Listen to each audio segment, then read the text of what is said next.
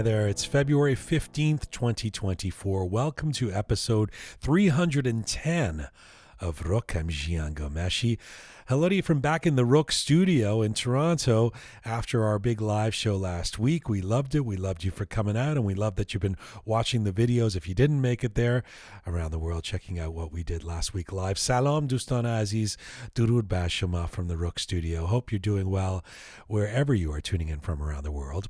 You know, if one of the constant themes of this program has been identity, and who the heck we are as people of Iranian descent or Persians with a long, illustrious history who are now based in Iran but also scattered around the world, we certainly have to, from time to time, return to questions of language, specifically the Persian language, Persian, Farsi, and just how important it is to defining our identity, whether inside or outside of Iran. Now, in recent years, this has become something of a political question as well, where the Persian language is identified with a rich history and culture before the Arabization, if you will, of the language, or even before the coming of Islam.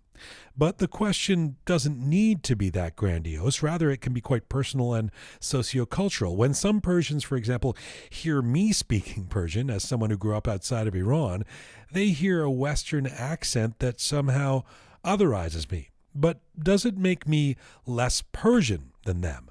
I'm first generation. My roots go way back in Khuzestan and the Northwest as well. For that matter, while my Persian may have gotten better in the last 20 years, I'm not sure that I like Qorme Sabzi any more than I did a couple of decades ago. And while I may not have the fluency of some Persians who've just come from Iran, I've probably read the Shahnameh more times than they have and have a keener and more robust sense of our history. So how do we account for identity?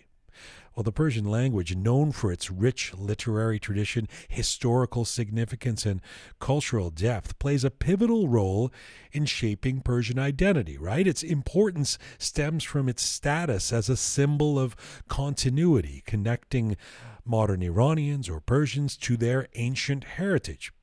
Persian, as a language with roots tracing back over 2 millennia, embodies the collective memory of Persian culture, serving as a vehicle for the transmission of values, traditions, and history across generations. Its usage in poetry and literature and religious texts has contributed to the development of a unique Persian cultural identity distinct from its linguistic counterparts. On the other hand, Persian identity is deeply rooted in a rich tapestry of history, culture, and traditions that extend beyond the boundaries of language too, right? While the Persian language has played a crucial role in shaping this identity, it is not the sole determinant of it, is it? Persian identity is also intricately tied to shared historical experiences, cultural practices, values, and beliefs that transcend linguistic boundaries. One could argue that Persian identity could remain strong without the Persian language due to the resilience of cultural practices and traditions. For example, Persian cuisine, art, music, architecture are all vibrant expressions of Persian culture that can be appreciated and celebrated independent of language. These cultural elements serve as a tangible representation of Persian identity that can be preserved and promoted even if the language were to decline in importance. So, how important is the Persian language in defining our identity? Today we address this question with 3 distinguished guests: the Iranian-Canadian scholar, author, and curator Dr. Khatereh Sheibani, the popular YouTuber on language and culture Bahador Alast, and the award-winning president of the Canadian Linguistics Association, Dr. Jila Ghomeshi. Plus, joining me in the studio for our feature interview, the singer-songwriter and rising voice in Persian pop, Navon, who is joining us on the precipice of releasing his brand new album. You don't want to miss that conversation. It's coming up. We're all right. Let's get started. Good to have you with us. Strap yourself in. This is Roqe, episode 310, coming at you.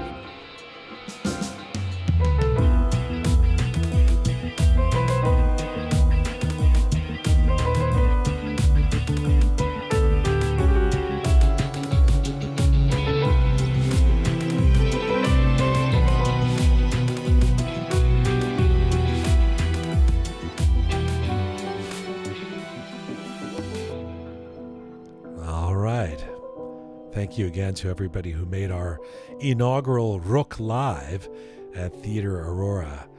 A lot of fun and I guess a big success last week, a sold-out show, and we've been putting up clips from it. If you haven't checked those out, you can do so on Instagram and on YouTube. We have the whole show audio on our podcast platforms. We did it in 2 parts.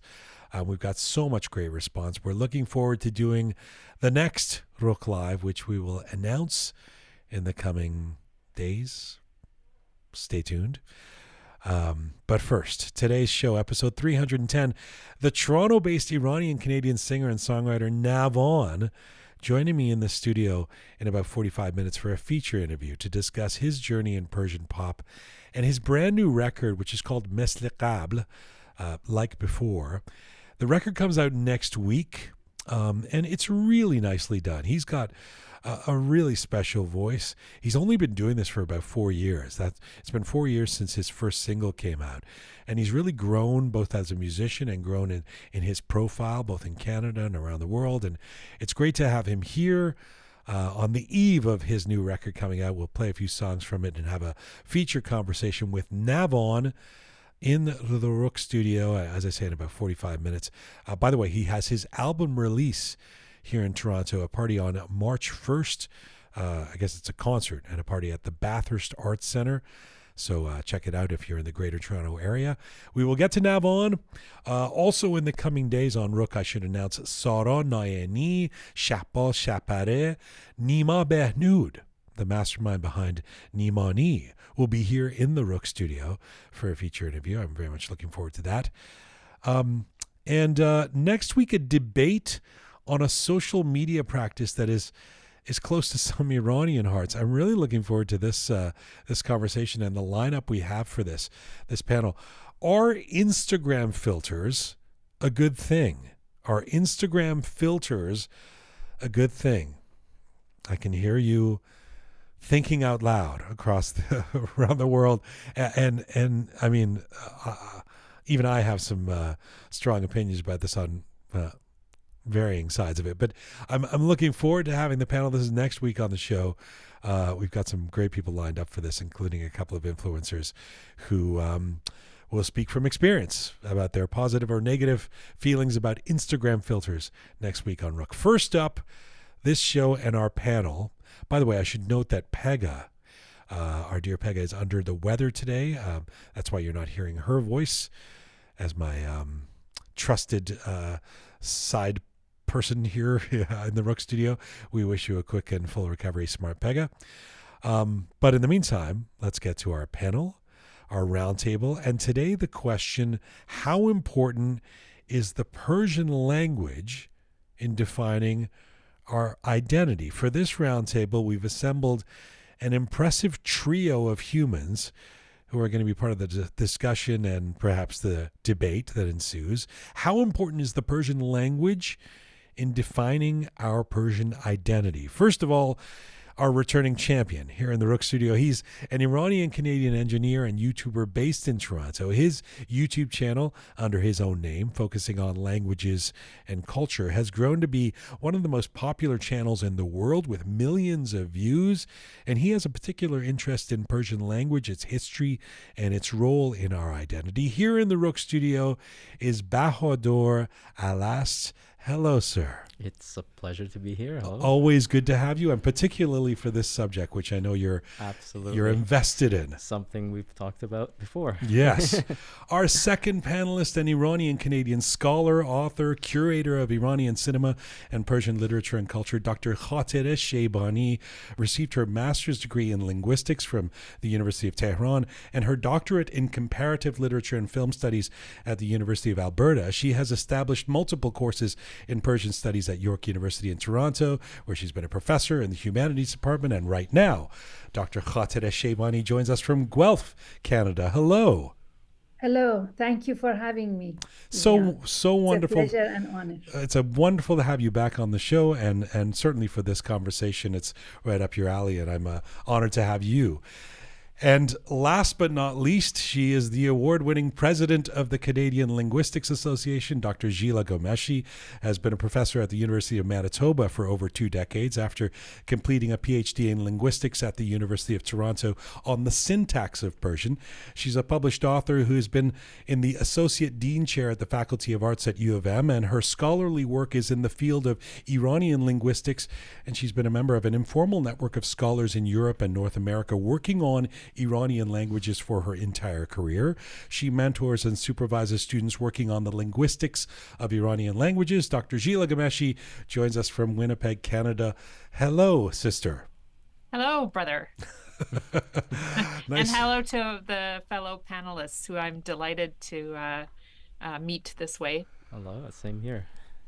Well, it's an honor to have the three of you on the show. I feel desperately unqualified compared to the three of you to talk about language, but I'll try and steer the conversation as well as I can, because just putting the question out there in the ether or in social media, as it would be in the last 24 hours, has elicited so much response and so much emotion in the response that I'm looking forward to what this conversation will elicit. Let me start with why we're having the conversation. Why is this such an important question? And why is it, let me put it this way, why is it more emotional?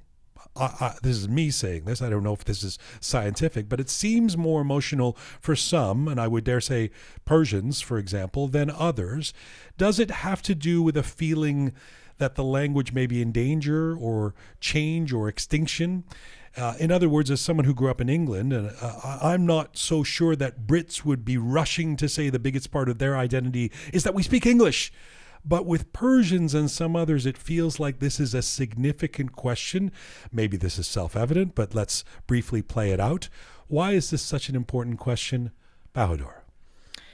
Well, you mentioned the language being in danger. That's not really my personal concern. My biggest concern is that people who move away from Iran and after a couple of generations don't have the opportunity to be able to go there, and not just Iran, but also other Persian-speaking countries. They start losing a part of their identity, and after a couple of generations, it's just not there without the language, and that's just how I feel. And that's why, for me, it's very important to pass on the language, and I feel that it's very essential to our identity. And with I'm guessing you would say then, with the growing emigration of people out leaving Iran, the migration of Iranians out leaving Iran, this becomes more of an issue for you in terms of the diminishing of Persian language after generations. Absolutely, because if you look at, say, Italian-Canadians or Italian-Americans that moved to North America over a century ago, after a few generations, their children don't speak Italian.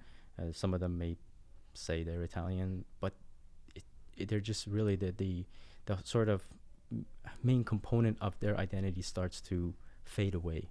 And I feel that with the Persian language, this is so much more important to our identity.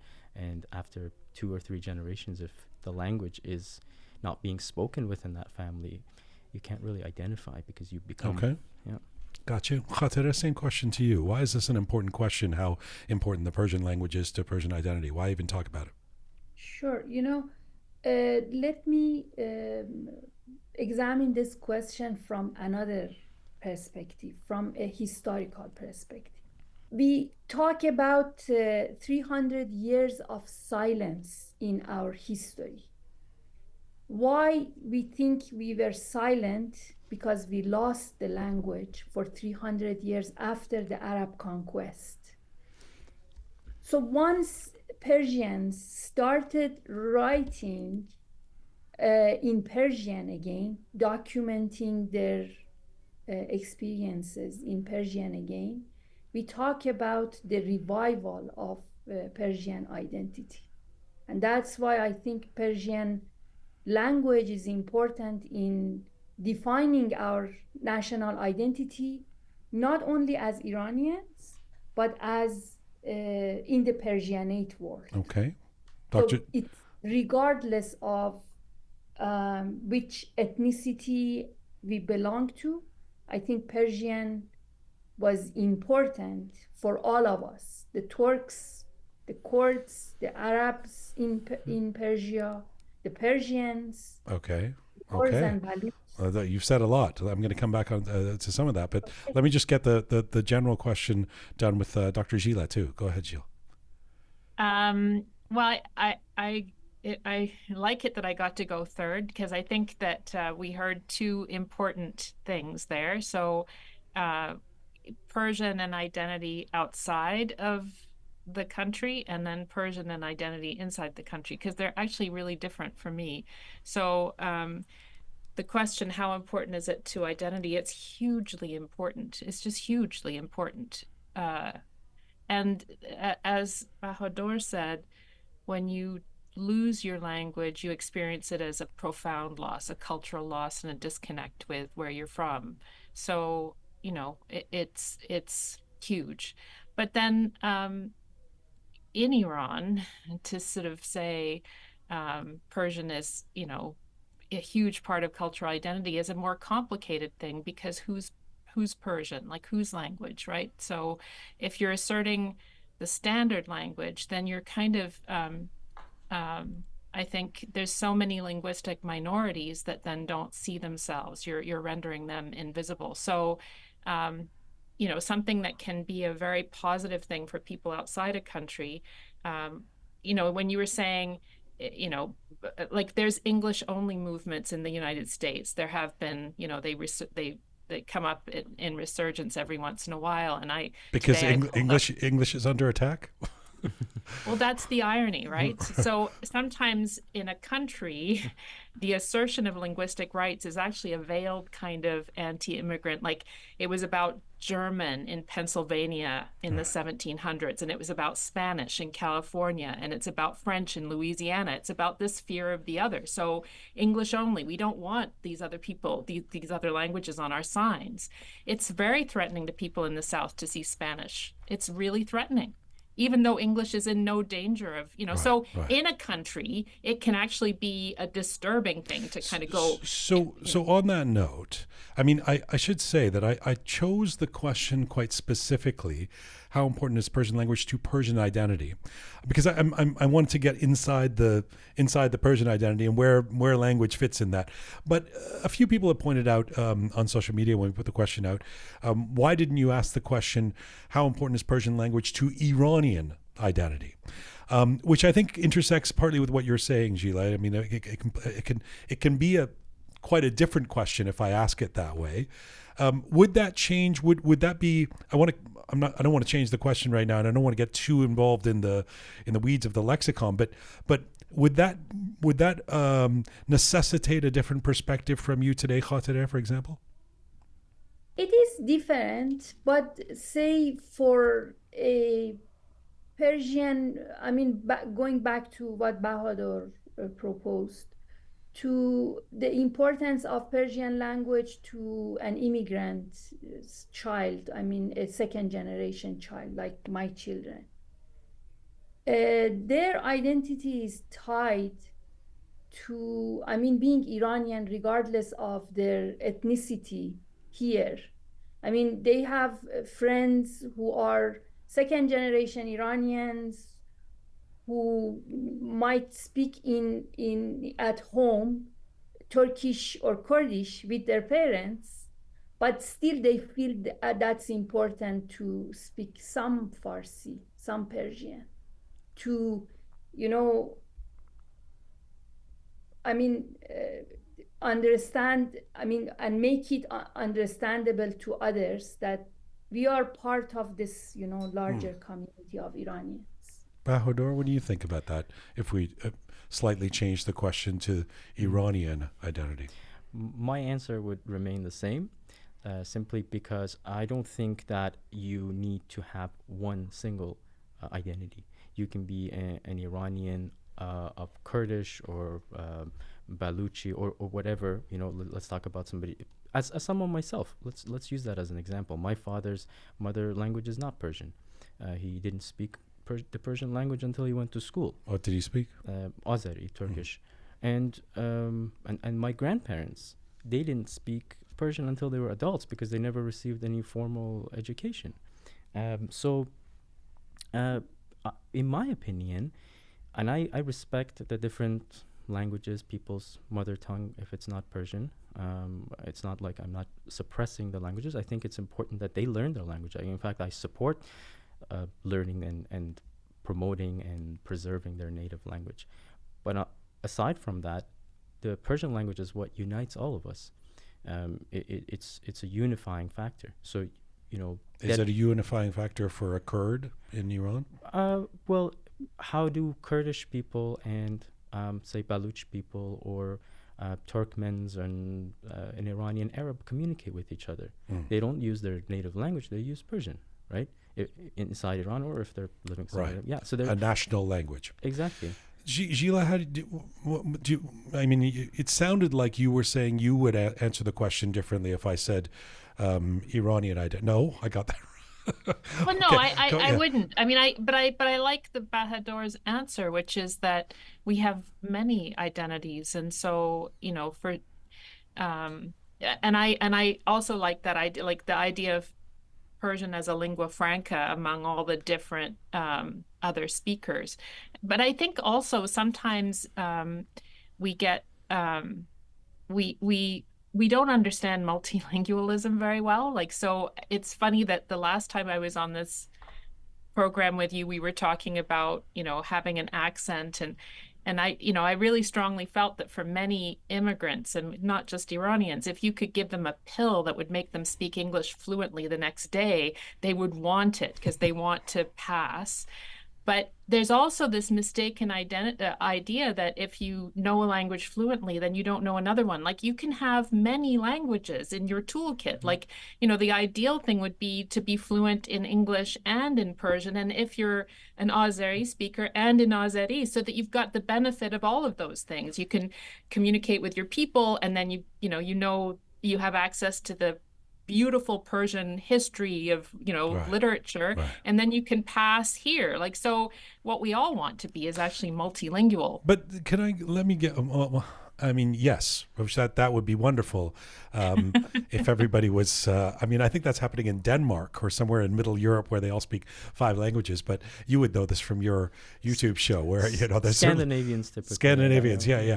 But let me just go to something Khatereh said, and leading into this conversation around Persian identity. I mean, I was thinking about what to throw at you guys, because I'll concede that the mass majority of respondents, if there was a couple hundred response comments on this, on the post I put up yesterday, the theme was absolutely Persian language is important.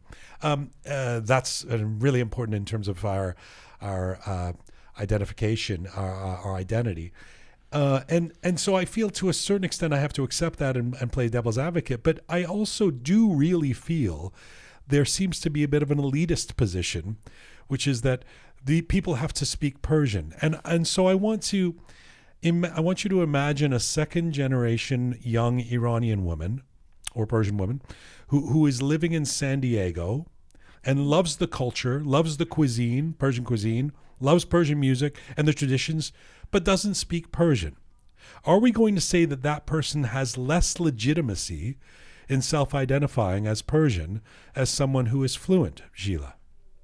I mean, I've experienced that. Like, I've experienced because I can't read, and it makes me sad. So it's not that somebody else is judging me. I feel it. I think that's the agony of the immigrant experience, second generation, is that I can't read primary works in the language they were written in. I can't read the poetry.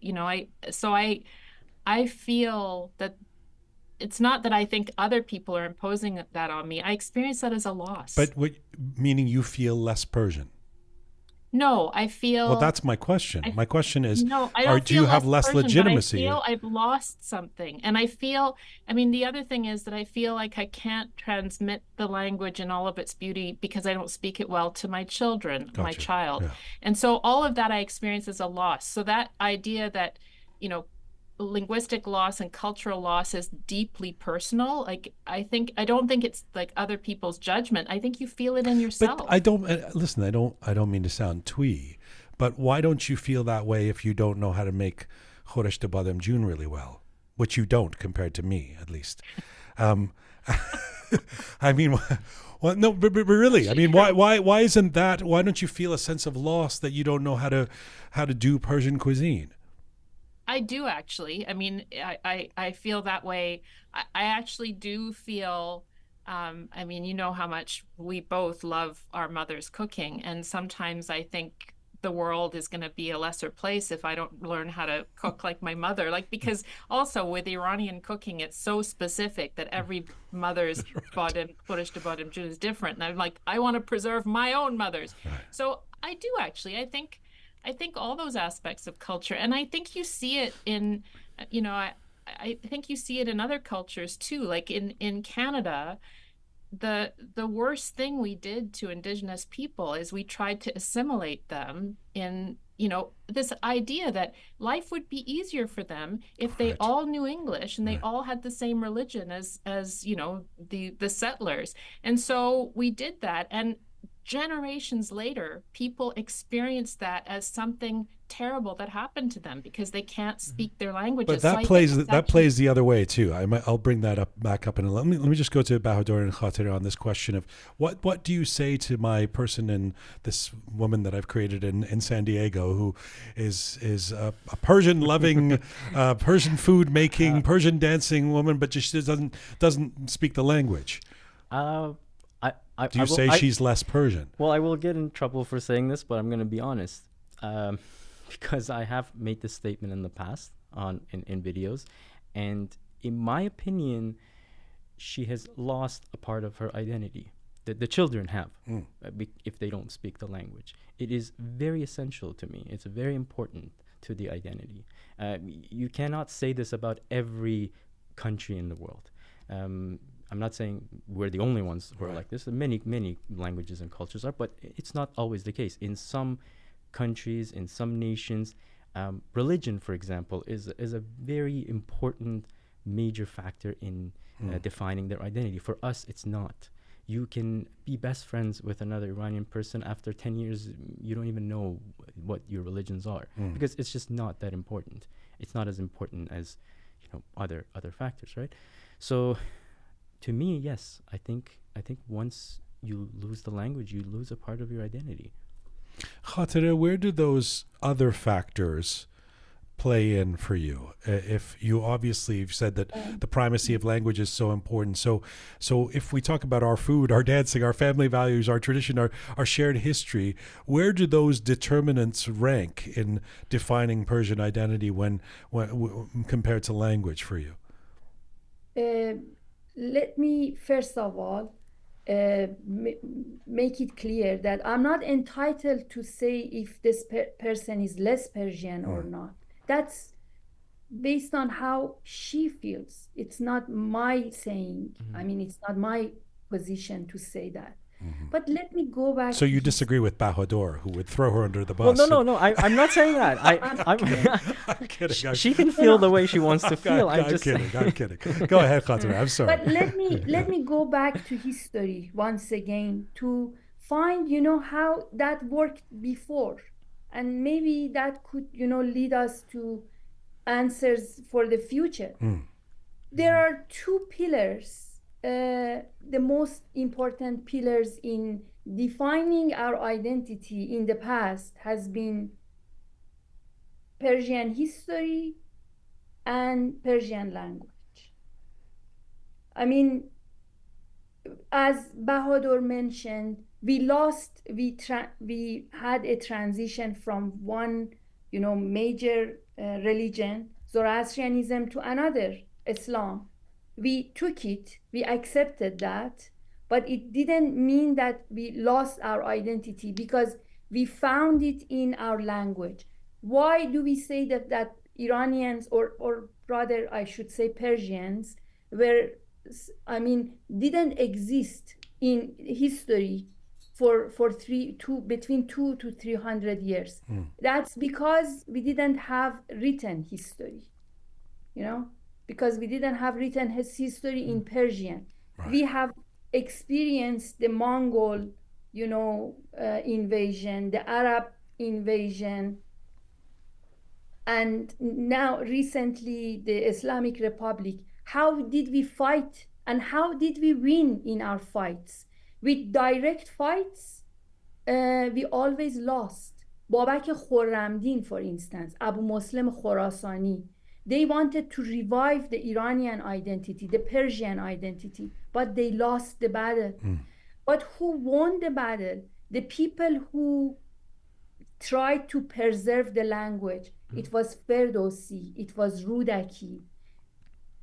I mean, these people, and then, Reza Shah built the Iranian identity based on, Persian identity. Well, Reza Shah, built it on more than just Persian language, though. I mean, he came to famously created the infrastructure for a strong new United Nation state, and that included national railways and banking systems and strong central military, sartorial rules, no hijab. But he did also impose the Persian language as the official language to be used in institutions and schools, and this was considered a great threat to many different ethnic languages and cultures that had comprised Iran for centuries. So when does the imposition of a dominant language become repressive of minority cultures? If you let me, answer this question, that would, Please, go ahead. Yeah, sure. Good, because I want to clarify something. By saying that, having Persian language as a pillar of our identity, I don't mean to, look chauvinistic, and I don't mean that. I believe in diversity, and I encourage the people in different, parts of the Persianate world to preserve their own language as well. But as Bahador mentioned, we need one unifying element among us, and that's been, historically Persian. Nizami Ganjavi, who was from Ganje, an Azeri, Turkish speaking, with a Kurdish mother, he, made the story of Shirin and Khosrow and Shirin, which was originally a Kurdish romance. He wrote it in Persian. Why? Because he thought that's the major target audience would be Persian, because more people would read it in that language, right? So that's what I mean. Yes, Reza Shah, for today, if that's gonna happen today, it shouldn't be as repressive as that modernist projects that he was implementing. Definitely not. It's tough because with Jila's indigenous example, the indigenous people, First Nation people in Canada, we were using that as an example of how empathizing with Persians who may be in the same position in terms of the danger of losing the language, etc. But if you use the Reza Shah example, the indigenous people are not the ones that the Persian is repressing, if you want to put it that way. So it's a tough question of where we're at. Jila, go ahead. You're shaking your head.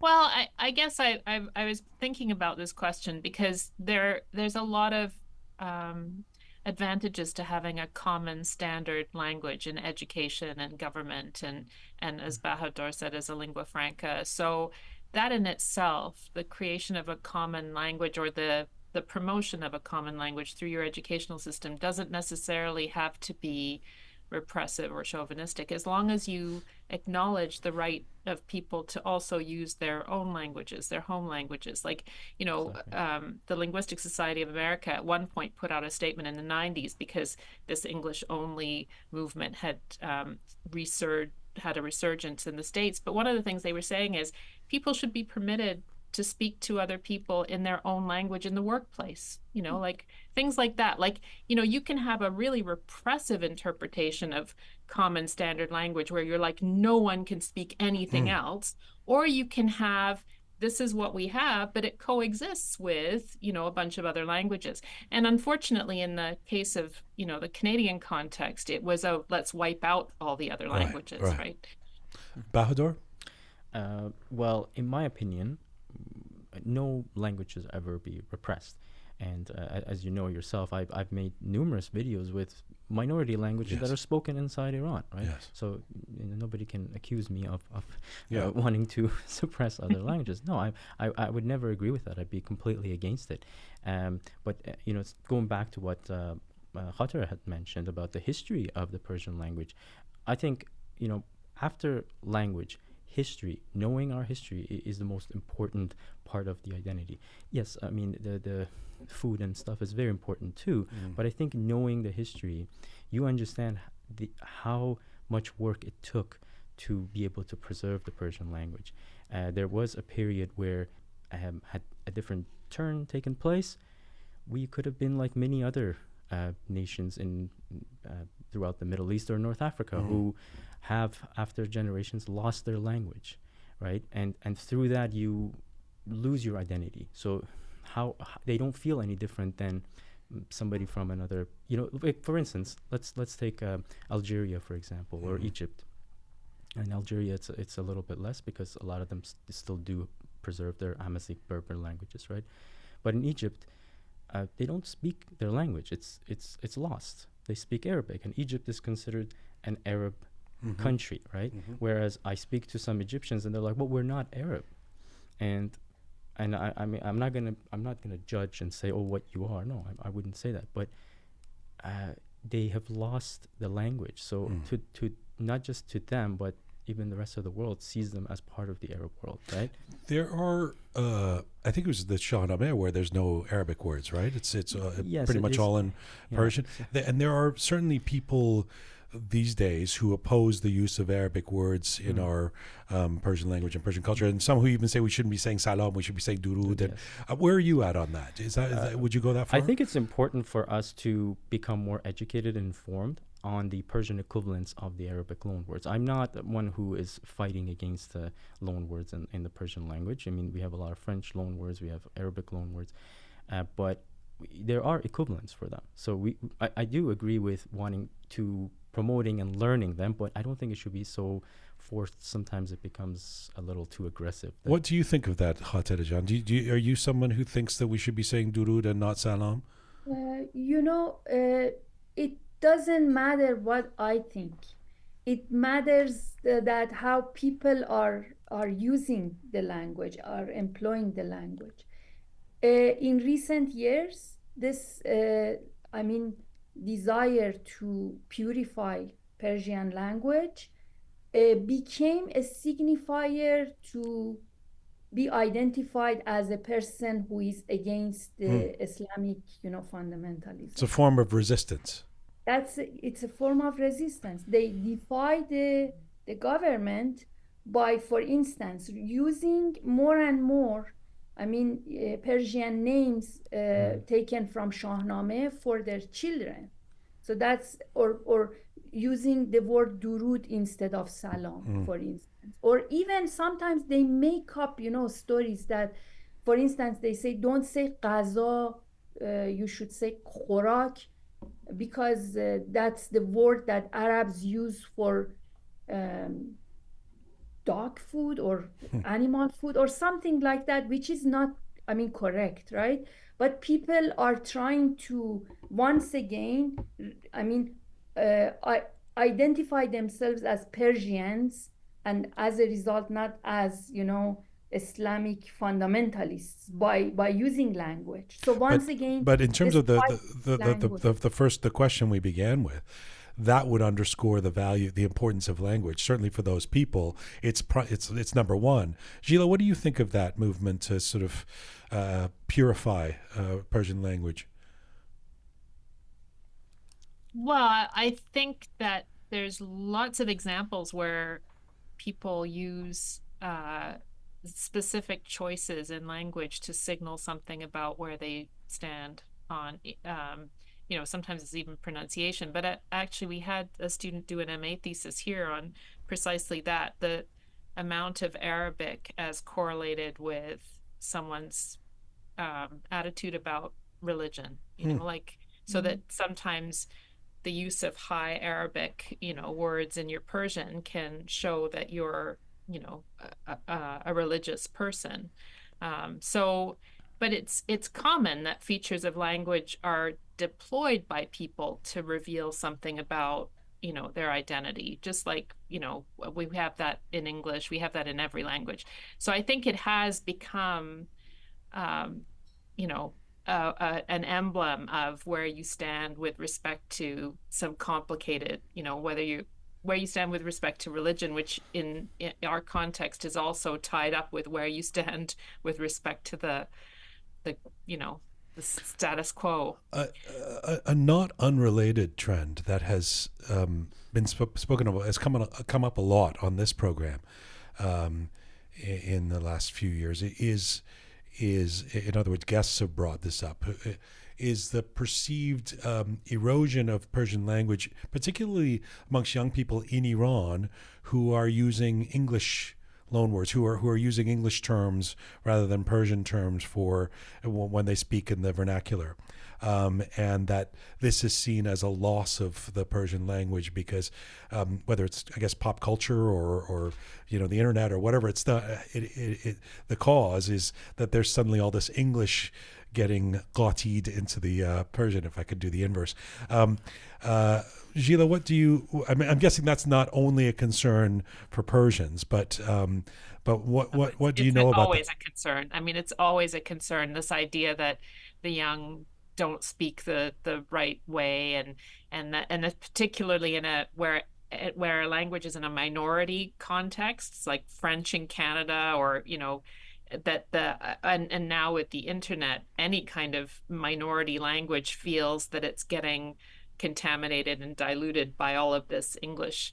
But I mean, it's I have to say, I was at a conference, 20 years ago in Iran, and there were some religious clerics who came to, at the invitation of the university, to speak to us, and they were warning people in the audience about the use of English and how it was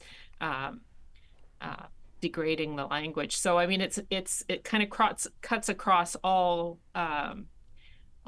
groups, and it's a common it's an anxiety, that about a language disappearing through sort of attrition, like through but it's also like that English has become the lingua franca, the real lingua franca, right?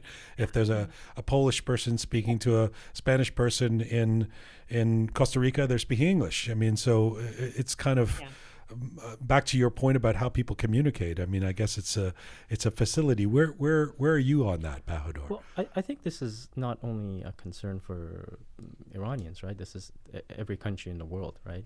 I mean, if anywhere you go, people are throwing in English words that they learned on the internet and when they're speaking, right?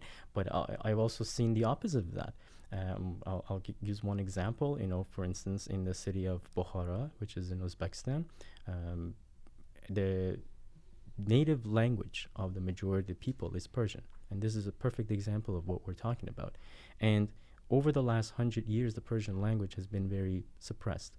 First through the Soviet Union, and then now through the Uzbek government, which wants to force the Uzbek language and exaggerates the number of actual Persian-speaking Tajik people in Bukhara. But the people in Bukhara, the native Persian speakers of Bukhara, they are using all of these Turkic loan words that have found their way into the way they speak.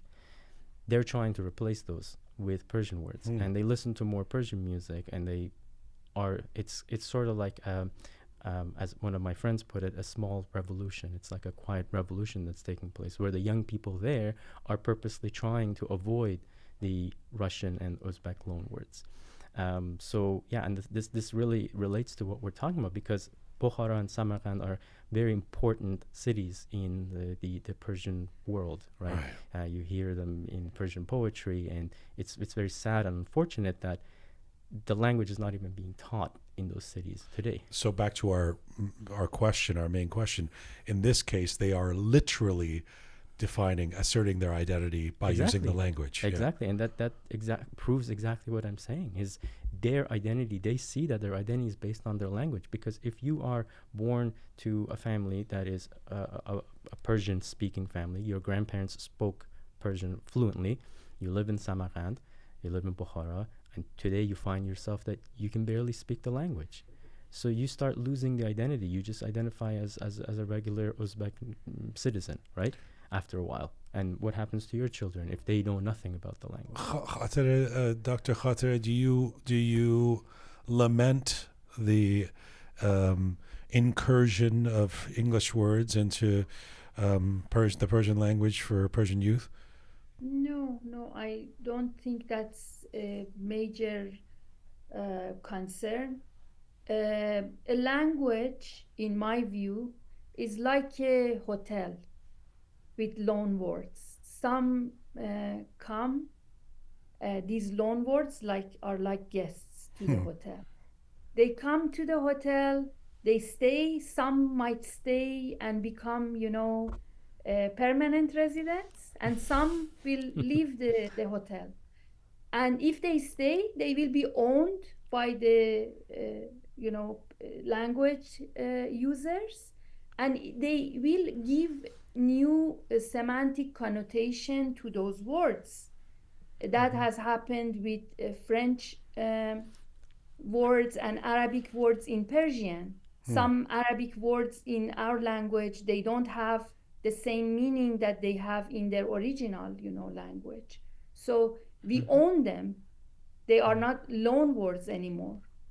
And then some of them are gonna leave the language. It doesn't, change the structure of our language. Yes, Jila. There's just a funny thing on this topic, which is that this anxiety of kind of, not letting too much English in and trying to keep the language is particularly true of diasporas. So like as Bahador was talking about, like, say a Persian community in Uzbekistan, and there's these funny stories, and I don't know it in Persian, but I know there's an Icelandic community in my province in Manitoba that emigrated a long time ago. It's a big Icelandic community, but when they go back to Iceland, because they're several generations old now, they speak like it's like they're like Shakespearean or whatever. They speak in this older version of the language, because in Iceland it's just gone on and changed and incorporated all, and the population here are trying to preserve the language as it was when they came. So they sound, like very funny to people who live there now. Yes, Khatereh, go ahead. Yeah, I mean that happens with the Persian we speak compared to Persian that's spoken in Iran. Yeah. So I am more concerned with using the exact Persian words, but I see the younger generation inside of Iran using more loan words. Or new Persian words. I mean, one of my greatest moments in my life, I think, was a couple of years ago when I said to my mom, "Oh yeah, that's pretty khafan," and she was like, "What's that? What are you even saying?" This is a woman who grew up and lived in Iran and speaks fluently, but had no idea what that word is, and I picked it up from from some cool young Iranian. I do have a question for the linguists. Just another thought experiment, just for fun, because I just still feel resistant on the notion of language and identity being this tied together. So just help me with this one. I mentioned the British before, and Jila, you talked about the Canadian example. I know that British people would see themselves as very different in identity to Americans.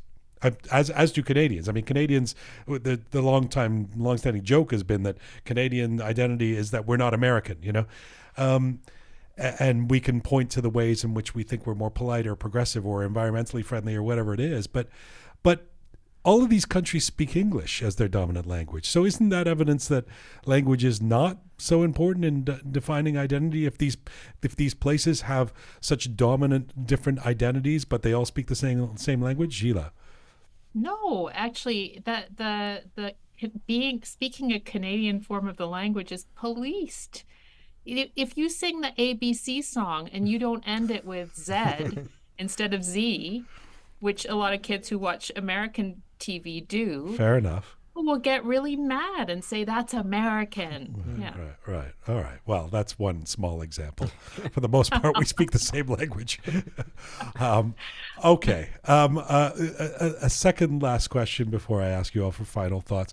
We kind of been dancing around this, or not even dancing around it. I think a couple of you have spoken to this about the relationship with the Persian language, with particular respect to the Islamic Republic of Iran right now in the last 45 years. How political is supporting the Persian language today? Or how important is it from a political standpoint to support the Persian language? Khatereh? It is important, as I guess Jila was mentioning about that dissertation her student is working on. We identify ourselves based on the type of language we speak. Even, I mean, how many, Arabic words, for instance, I use. What type of slang am I using? In which dialect of Persian? That's all very political. And then, I mean, in terms of my the politics of sexuality and gender equality, the type of language that I use, how much inclusive my language is. So it's all political. And then in response to the government, the regime in Iran, I mean, whether I identify myself as a part of the Millat Iran or Ummat Islami. Yet another, political decision that I make. I'm sure, the government officials use a different type of Persian compared to a professor of Persian, language. Right. With Khatereh having said that, Jila, is all language political? Yeah, because humans make many things political. But I just want to say, though, that going back to your question, that which one? Are we talking now about I don't know how you phrased it, but about how political asserting that Persian is important to Iranian identity, political question. Yes. So I'm interpreting that to mean, if you say that, do you mean, actually, can you explain what you mean? Yes, I can. I mean, look, it's not, I think both Khatereh and Bahador have touched on it, but certainly in the responses I've gotten in bringing up this conversation in general in recent years, there's a significant group of people, I would say, in our broader Persian community around the world who believe that using the Persian language in a certain way, and in fact using the Persian language in general, is an act of defiance or an act of resistance, or telegraphing some kind of opinion about the current regime and the current Islamic Republic of Iran. So I was asking about that, how much you think that is the case. You mean you just using Persian in general, or do you mean the non-Arabic Persian? I guess I mean the non-Arabic Persian, and well, I'm not sure. I guess most of the people say, you talk about the preservation of the Persian language that we need after the Arabs came and changed things, and so I guess that would the Arabization is a big part of that. Yeah, I mean, that has become political. I mean, I think it's kind of funny because, languages are a blend of all kinds of things. And, in English originally was a Germanic language. And then, so there were these sort of Germanic speaking people in Britain. And then people came, the Norman invasion in 1066, and brought Old French. And then English became this combination of Germanic and Latinate. And there's no movement to go, people, get the French out of English. Like, in fact, most people don't even know which vocabulary is Latinate and which is Germanic. We've held on to that because the role of, religion has been, connected to repression and suppression of human rights. Like it's become a completely different thing. And so it's very different when we look at Arabic words, even though they came in earlier than Latinate vocabulary came into English. English people don't, like it's just not a thing for them, right? So yeah, it's political, but it's got to do with our history, not the way languages change. And if, any way that people want to use language to express their identity is okay with me. Like, so yeah, that's all I have to say about that. Well, in my opinion, I don't think you can really separate politics from the Persian language as much. I tried very hard, but you can't. It becomes political, especially, for instance, let's look at the example of how people are naming their children in Iran today. The use of Arabic names are considered Islamic and religious, and it has dropped significantly. Even, within my own religious family, where all the cousins have names like Ali, Saeed, Hussein, and then their children all have Persian names like Parisa and Bahar and so on. So you can see this is political, right? This is and it's not necessarily against Muslims or Arabs. It's just against having that in the imposition of it being imposed on the Iranian people, and you'll find a lot of that. A lot of people will they don't have an issue with the religion of Islam. They don't have an issue with Arab people, but they don't want that to be imposed on their culture and into their country, right? So yeah, you can't, as much you can try, but you can't really separate religion from it, or sorry, politics from it. Gotcha. I know I can't keep you all here forever. I've so enjoyed this, and it's been such an education to have three superstars on at the same time talking about this. I'll give you each a final thought, if you have one. Khatereh, Bahador, Jila, in that order. Dr. Sheibani. Sure. I'm dying to just say two things in Farsi, please. When we talk about Persian language and identity, it's not, it would be a loss if we don't talk about Roqe Mesle. He was a champion in, promoting this idea of this bond between language and identity.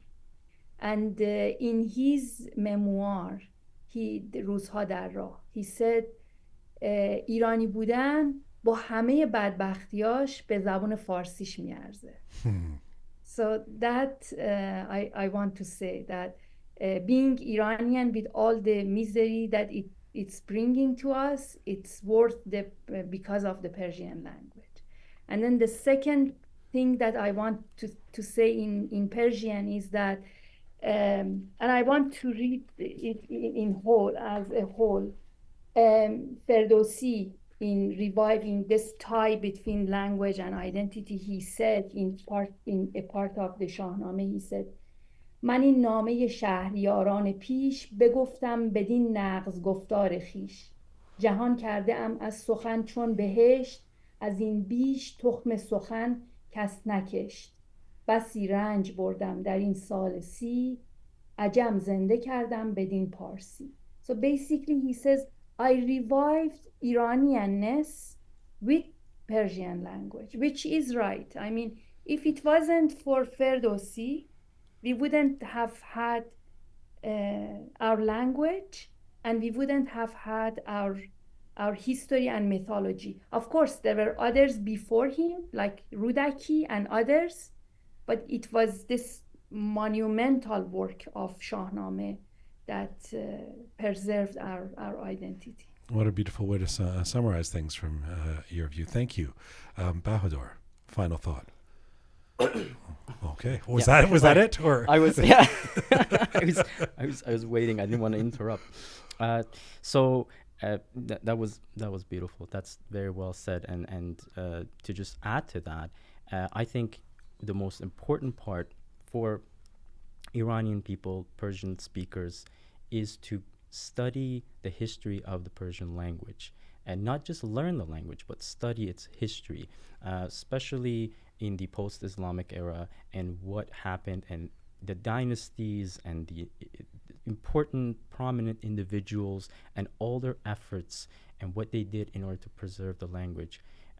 As many people know, the Persian language in the areas that it was predominantly spoken lost its official status for many years, and it was native Iranian dynasties that fought very hard, and poets and very, very important individuals who worked very hard in order to bring that back, bring that status back. And something a lot of people don't know, in many historically Persian-speaking parts of the world, in West Asia, the Persian language is permanently gone, and people don't even think of them as part of the Persian world. So please, to me, it's very important, after learning the language, to learn its history.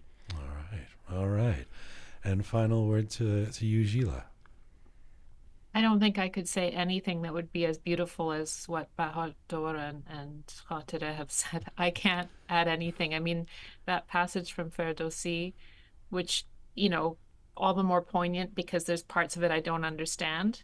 And then Bahador, because it, you know, and for Bahador to say, you know, not only learn the language, learn the history of a language, 100% agree. Well, that's very modest, President of the Linguistics Association. I appreciate you. Honestly, it is. I want to say, Jila Jun, whenever you discovered or found that pill for my, accent, send some. I'll be taking it so I can learn Persian. Your Persian is great, Jila. Don't say that. Your Persian is good. My English needs to be fixed, I need either a form of surgery or some pills.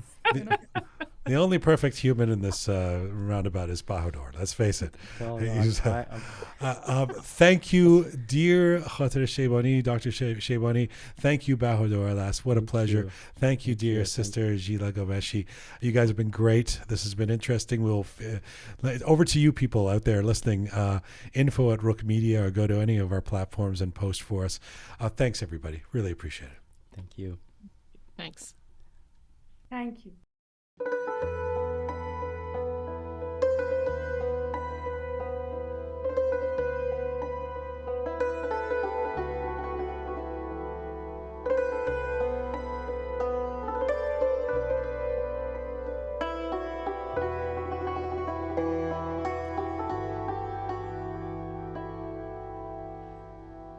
This is episode 310 of Roqe. We're coming to you on roqemedia.com. It's there that you can link to all of our platforms. We are on Spotify, SoundCloud, Apple Podcasts, Instagram, CastBox, and more. And if you'd like to see some visuals with Roqe, switch over to YouTube right now, where we put the full performance of Babak Amini doing one of his pieces at Roqe Live last week, along with our very own Anahita Nayabi dancing on stage. So if you want to see that, go to our YouTube channel, or you can see things on our Instagram channel as well. And if you like your Roqe descriptions and bulletins in English and in Persian, check us out on Telegram. To support us, you can be a Roqe member, and we really appreciate those of you who are, by becoming a Patreon member, which means you go to our website, roqemedia.com, you press the support us button. It takes you to a Patreon page where for a few bucks a month you can subscribe and become one of our Roqe members who supports what we do, which we appreciate.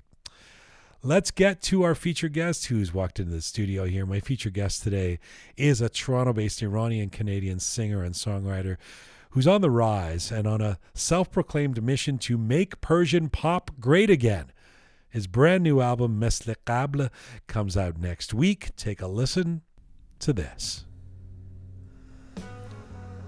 دماتیش پشت گر سر تو رو پام بالش نه من و تو همیشه خوبم تو رو دارم من و تو همیشه خوبم تو رو دارم بده من رویاهاتو بده من محتابو به تو میدم خورشیدم فردا میشکنه ابرا رو نور صبح میشه خاموشه آتیشه دلم از بودن تو میشه عشق من عشق من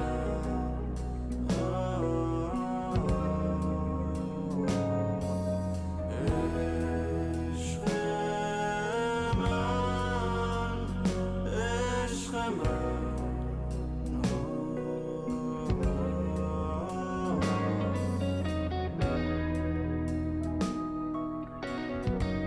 Go from the brand new album Mesle Ghabl, which translates to Like Before. That is the lead-off track Roqe, written and performed by my in-studio guest today, Ali Amini, better known as Navon. Navon started his professional music career almost exactly 4 years ago with his first single, which was a Farsi and French debut called Si. He has since then released a number of singles, videos, and collaborations that have grown his journey as a young, notable voice in the Persian popular music world. Navon was born in Tehran, moved to Canada at the age of 13 in 2010. After a few years in Montreal, he moved to Toronto, where he's now based and where he writes and records his music. He's already developed an impressive track record of catchy songs with delicious melodies that he caps off as a very gifted vocalist. Navon's new album comes out next week on February 23rd, and he has a big Toronto album release show at the Bathurst Centre for the Arts on March 1st. But first, joining me in the Roqe Studio is Navon. Hello, sir. Hi, Jian. So good to be here. Thank you so much. Nice to have you here. Long time Thank coming. you. First of all, I love that song. That's Thank why you. of your new album, which I've been privy to hear. Thank you for sending it to me. That is the lead-off track, and it's such a beautiful song. Tell me about Roqe. I still get goosebumps listening to it. It's All weird. right. It works Yeah. for you, too. Yeah, it does. It does. Hits right in the feels. It's the first track, and I tried to make the album being a psychedelic pop sort of sound, which has been absent in our music for a while. And Roqe is the opener, and it's an opener of a story of a relationship that happens in the modern world, that starts with the highs and it goes up and then it ends. Mm. And You're a young man, but you speak from experience, it seems. yeah, I guess. Yeah. And then Mesle Ghabl, which is the ending song, it talks about being at peace in loneliness and being comfortable with yourself and moving on. Well, we're going to get to that song. In fact, I want to end the interview with it because that's your official first single. But you do love. You write about, you tend to be, if there's an oeuvre, if there's a genre for Navon in terms of your lyrics, your focus, it tends to be relationships and love. Yeah, mostly. It's funny. I wrote this song, Natars, and it was a political song. And somebody reached out to me a couple of days ago saying, man, I lived with this song. Thank you for writing it.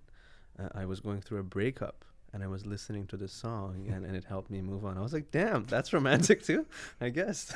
But yeah, I do like to write about love and the beauty of love and the beauty of pain too. Is there beauty? I think so. I think every painful experience, every low experience that I had, it opened up doors to a much, much better place after. So I have this saying that I tell my friends when I'm trying to give them a speech. I'm like, when you hit rock bottom, quote unquote, it's bottom. You can only go up. So I'm always under that belief that pain is a part of everything, and it can open up doors to a high. For sure. It's I'm if nothing else, you learn. But rock bottom can be pretty painful. I don't know. I mean, I don't know how rock bottom you've hit. I'm 26. You seem to have a good life. Yeah. Like looking at you, thinking people are listening, going, "The fuck rock bottom is this guy felt?" But pain for sure. You felt the pain of yes. the end of a relationship or things like that. First of all, it's really nice to have you here. Thank you.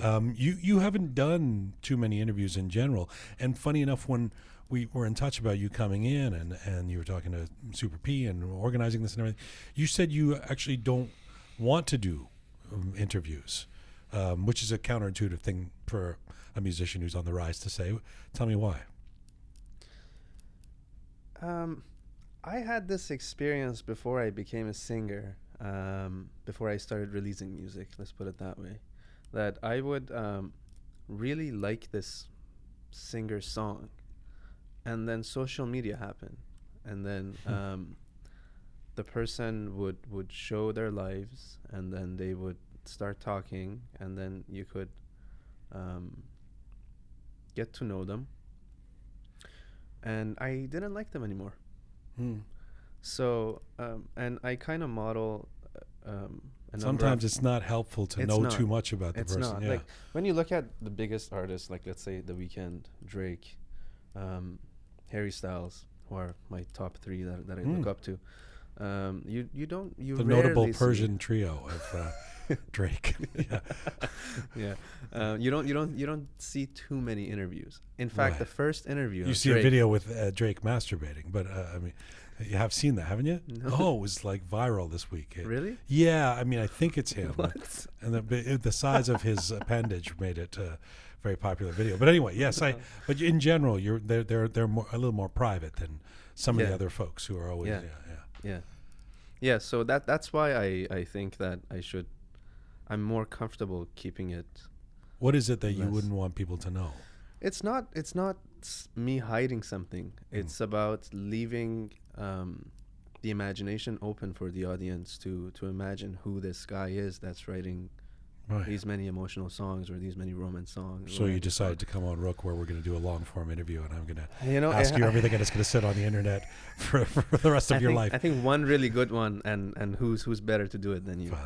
There, you see how you turned that around? Beautifully done. You're on a mission, it says on your Instagram page, to make Persian pop great again. I love it. It does imply, I mean, if you're going to make Persian pop great again, it means it was once great, it's not great now. How does it need fixing? Well, if you look at history and what's been happening in the past 30, 20 years of our music, which is mostly listened to and mostly been considered as pop, the common people listen to pop. And when you look at how many Gugush or how many Ebi singers have been produced, you find zero. Right. And that's a serious concern when you think about it, when you think about from a cultural perspective and from an artistic perspective and from a nation perspective. And you don't see that. And I feel like it's because, I don't know, I have a lot of... I mean, as you're saying that, I'm thinking, obviously, every culture, every music, every language has its icons, and the older ones are always going to be icons so, I mean, in English music, you would say, well, there's Barbra Streisand or Leonard Cohen or Springsteen or something. But there's also Taylor Swift and Drake and people in their 30s and even 20s who are the biggest names in the world. It's true, we don't. There's just no equivalent. You don't, and you see that in concerts. In a young person to Gugush, and you see that, you can tell that from concerts. If you look at Persian concerts, 95% of the times, if not more, you see concerts being performed as groups, which sends a message that maybe none of those people can sell out single, or sell out that venue single. And that's concerning. But Jila Ghomeshi is selling. The older artists can. The older artists can, and Jila Ghomeshi, Ebi, there are people that I live with. Siavash Ghomeshi, I see him as one of my biggest icons. But it's also age.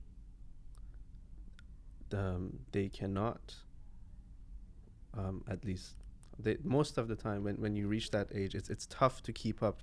It's tough to perform for an hour and a half. The fortitude of the Persian. I mean, this like RF. This guy's got to be. I mean, RF sang at my parents' wedding. And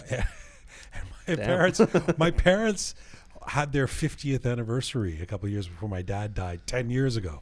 So you do the math, like, I don't know, like RF is like 80 something. He's like 80 something, much older than Joe Biden, and thankfully more virile, it would seem. But yeah, I mean, so there's a lot of fortitude there. It's great to see. But you're right, they can't do, you know. And I think, yeah, I mean, Ebi's doing that, and he's doing great, and it's fascinating what he does. I've been to his concert maybe 5 times, and every time I've been so impressed. So was it just, I mean, there are younger great music. We've had some Kamyar, you know, there's people who are talented and they, you know, they're younger and they're absolutely. But what do you think? Is this all just about the revolution, or why is it that we need to make Persian pop great again? What happened? I think we need to look at an element of novelty, which has been absent. Kamyar did try that, and he succeeded, I think, bringing some sort of an R&B sound into Persian music. And he started with Black Cats. Well, he got heard with Black Cats. I heard him through Black Cats, at least. But nothing new has been happening in Persian pop. And the thing is that most Persian pop that you listen to, at least now, the ones that go viral, is they get generated from Iran. Some day ago was from Los Angeles, or was from outside of Iran after they left the revolution, but now they're all generating from Iran. And unfortunately, because they have to be working through a framework under the Islamic Republic, which needs to go through an approval process, and that includes how he looks on the cover, if he has any woman on the cover. And it's always he too, right? It's always he. Yeah. Unfortunately, it's always he. And the lyrics can't be, and now it's getting worse and worse again because they're limiting it more. Right. And everything about the music, if it's a little bit Western, they stop it. I thought you were going to say even outside of Iran, there's only one game in town in terms of the gatekeeper that distributes Persian pop, you know, creates the hit singles, right? And that sort of narrows the field a little bit too. If you're doing alternative stuff, you may not get on Radio Javan. I mean, that's part of the issue, isn't it? You can get on Radio Javan, and I am on Radio Javan, and a good portion of my listeners are from Radio Javan. But the issue that we have, and it's not, in my opinion, it's not a Radio Javan problem. It's a marketplace problem. It's an industry-wide problem. You have one big player that has become a sort of a monopoly. Not sort of. Well, they are a monopoly. Yeah, they are a monopoly. Yeah. And wanted or unwantedly, they have this brilliant idea that, hey, let's make a platform that everyone listens to, but this platform is also a label. Yeah. So you can have alternative good for them, music. By the way. Good for them. Full marks on business. Honestly, good for you. It worked out really well. I think it's super smart. The app is great. The platform is good. But it's a conflict of interest. From a business perspective, it's a conflict of interest that you're a platform as well as a label. And because of that, they support, obviously, from a business perspective, their own artists. Right. So it's tough to be their own artists and be pushed by them. So, yeah. Let me come back to this. Come back to you being independent and what drives you. We first met 4 years ago, right around when we were launching Roqe, actually. Yes. And you had just put out your first singles.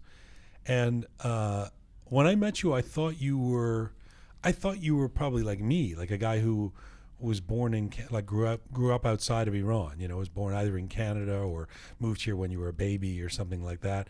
You didn't seem to have an accent. You seemed to be very Western in terms of the way you carried yourself. It turns out you actually grew up in Iran, and now that I know you better, I know you are actually very Irani. But how do you, as someone who now, I mean, I guess it's really half and half for you. You spent your first half of your life so far in Iran and second half in Canada. How do you self-identify? Definitely Iranian. Iranian. Definitely Iranian. There's definitely Iranian. I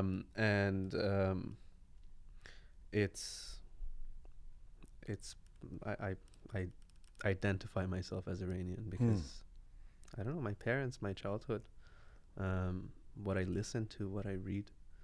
So if you're on holiday in Mexico or in Thailand, somebody says, "Where are you from?" You say Iran. I say I'm from Canada, but I'm Persian. Yeah. And I know you were very supportive of the uprising after the killing of Mahsa Amini, and you even dedicated a song to the struggle for change in Iran. Two songs. But I understand you actually really liked your childhood in Iran. You've told me that my generation in Iran had the best childhood. This is at least, we're talking about the years after the inception of the Islamic Republic. Presumably people had better childhoods when they were allowed to dance or something. Yeah. But why do you think your generation had the best childhood? I think we've seen both sides. I see the generation after me. They're very much into their screens. And even like we have friends and family friends that I see their kids. Sorry, your generation would be the 90s kids? 97, yeah, okay, 97, yeah. 70 we say 70s. All right. And I see the kids being always on their screen, and there's not much like outside play that's going on. But my generation, we were outside. We were on bikes. We would play soccer until like 9 p.m. at night, football. Right.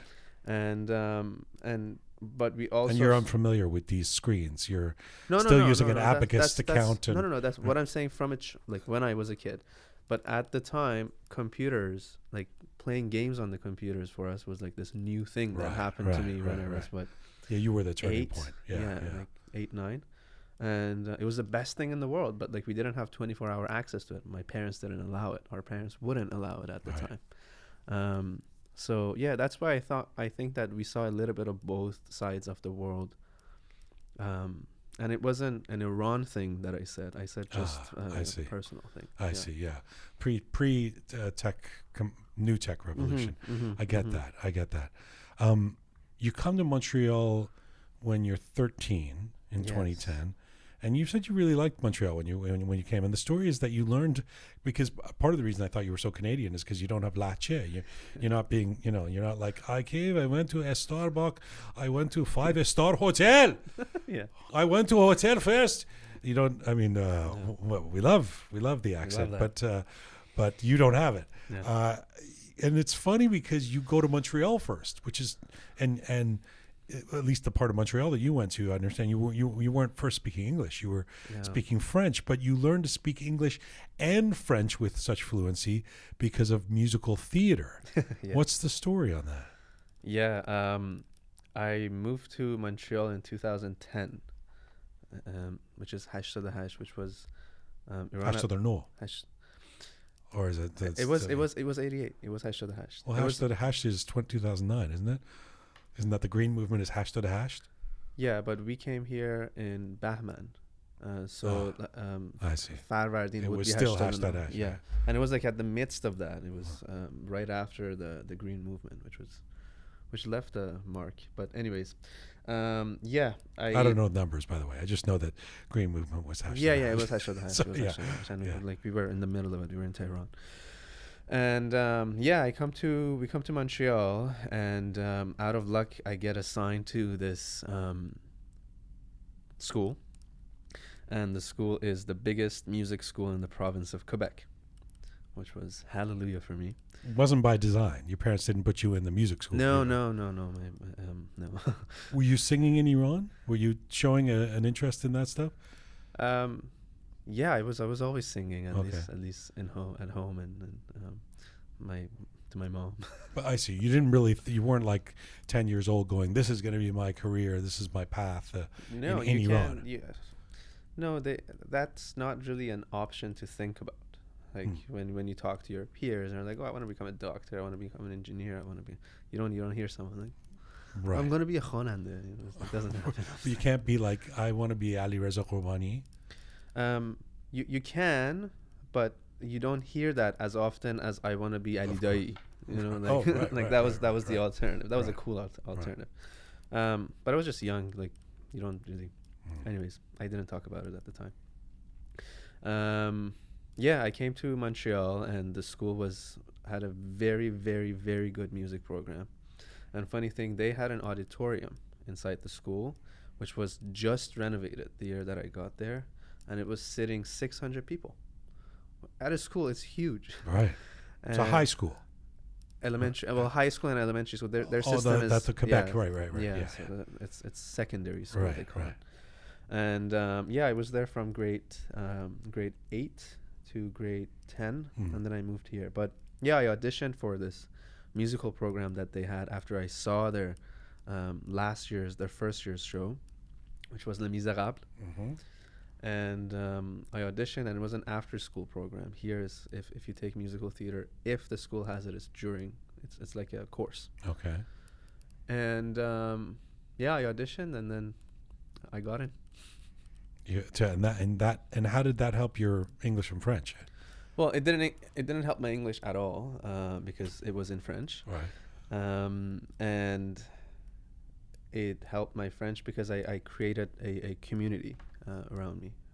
By theater, you have to be within a community. So what was the musical you were doing? Beauty and the Beast. In Montreal? Yeah. In Montreal, it was Beauty and the Beast. Yes. In French. In French. So an Iranian kid is doing Beauty and the Beast in French. Yeah. And we just moved there. That's pretty audacious. I mean, you were, and what were you? Who were you? I was the Beast.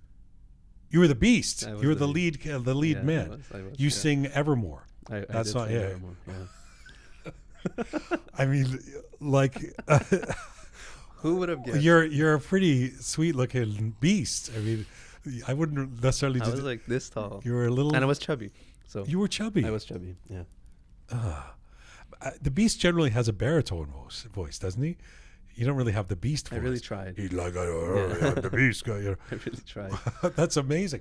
So how is it that you had the confidence to do that? I mean, it takes a fair bit of confidence to just land from another country and within a year be playing the Beast in French in school. I don't know. It's weird because when I get, and that was the first experience that I had, but when I get placed into situations like that, when it's musical or artistic, I feel very much at home. And that was the first experience that I had, feeling like I'm so comfortable about this. Like, don't get me wrong, the first time that I sang, we had so many practice shows that, like, by the time that you were sitting in front of the audience, you were good. But the very first one, my voice was vibrating, and I was super nervous. But at the show, or at the rehearsals, or at like the practices, I was very comfortable. I loved it. Did you sing in French with a Persian accent? No, I don't think so. No? I don't know. I have to check. Well, fortunately, we have your first single. I mean, this is a few years later. Yes. This came out almost 4 years ago. The tie-in here is that it's actually half in French. In fact, the title of the song is "Si," if, right? Yes. And so let's play a little bit of, this is Navon's first single that came out 4 years ago. Little taste of "Si."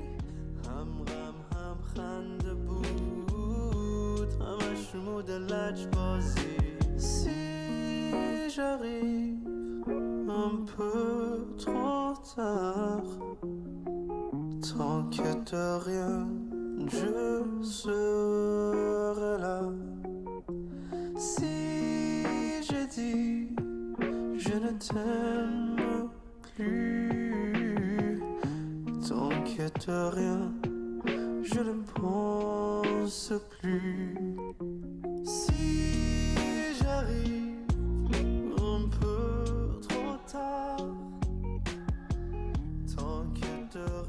from March 2020, the first single by Navon. A little taste of the song "See," a song, at least the chorus, in French. I mean, I hear that and go, "That's a French singer." So this is really curious. You begin your recording career with a French single. What was the intention at the time? It was the first song that came to my mind, and I I was in the shower actually, but it's a different story. I had this beat that I was listening to, ding ding ding ding ding ding, and then I think it was stuck in my mind, and I was like, "Si j'arrive un peu trop tard." Meaning you thought of it in French. Yeah. The first thing that I had was the chorus, which was in French, and and then it happened. It was really crazy, and that's the tattoo, eh? The date, What do you mean? The tattoo on your neck? Yeah, the date that this was released was Really? March 6, 2020. Wow. Yeah. It means a lot to you. It that means song. a lot to me. Yeah. Ah. What's it like when we play it back? I laugh at it because my voice seems to be different to me. How does it seem different? It seems thinner. Right. Yeah, no, it's a bit You're like, deeper. that damn tattoo is now stuck on my neck. No, I love it. I love that it. song. I think Yeah. it's a lovely song. It's.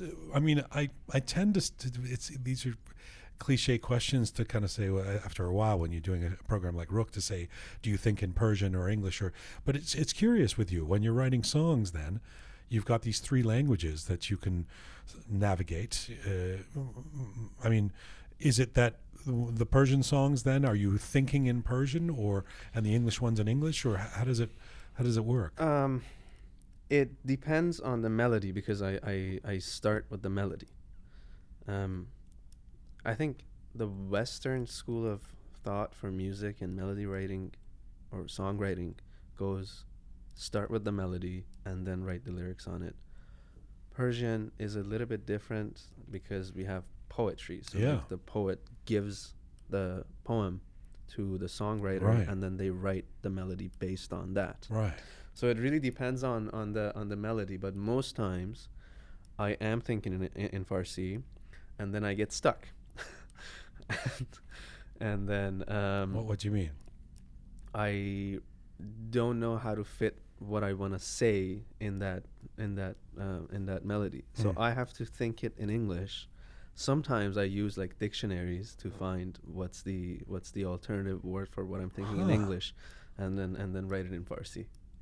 But what about business considerations? Like, because the second song you put out, which I'm going to play in a moment, is all Persian. Yes. So was that entering your mind at the time? Like what am I going to be a French artist? Am I an English guy? I'm a Persian singer? Who am I? You know, from the beginning, my intention was to be this Persian singer that can enter the international realm of music.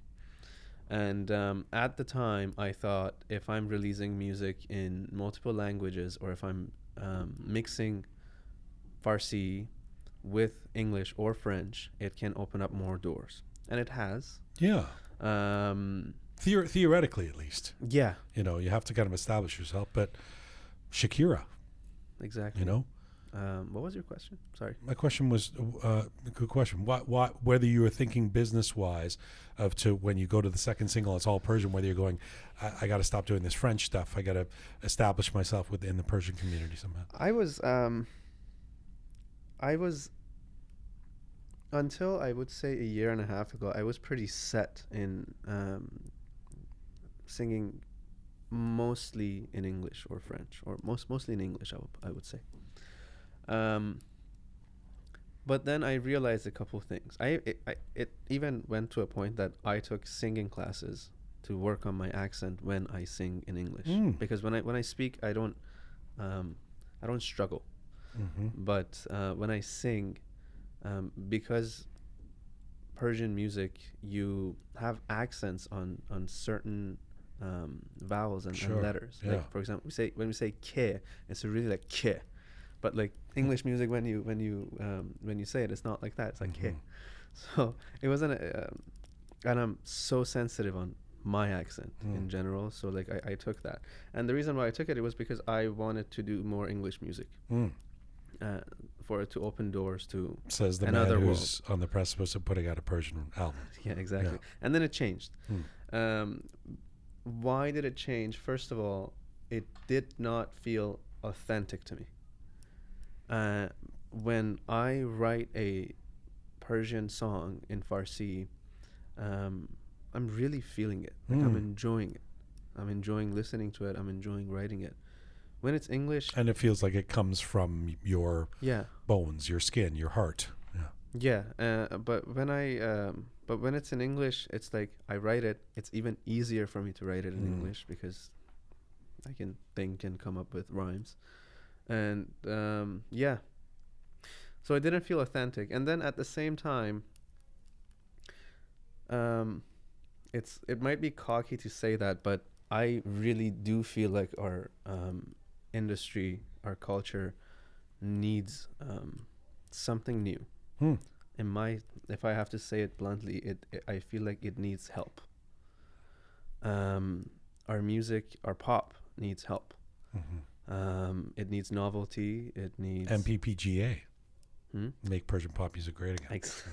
Yeah, Rolls off the tongue. It's not quite MAGA, but it's close. yeah.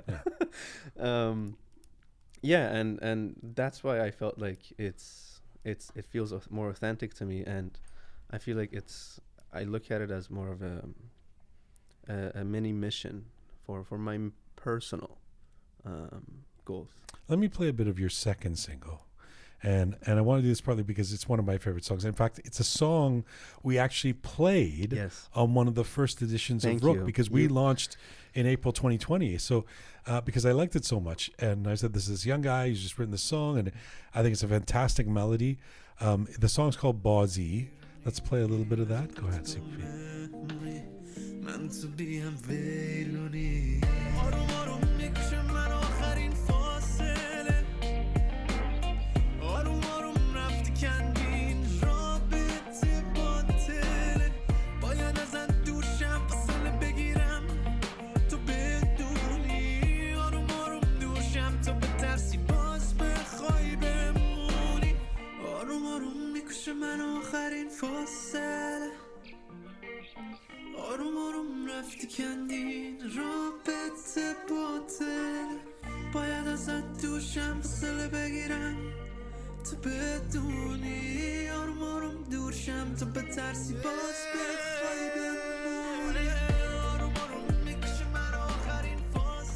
From 2020, his second single ever. That's Bazi by Navon, who's here in the studio. I wanted to play that for a couple of reasons. First of all, because I love it. And really, I mean, I just think that is a great melody. It's always stuck in my head. I have this like giant playlist of all Western songs, but that one's in there. Wow, like thank you. You're next to Radiohead or whatever. Because I think it's a great melody, really great melody.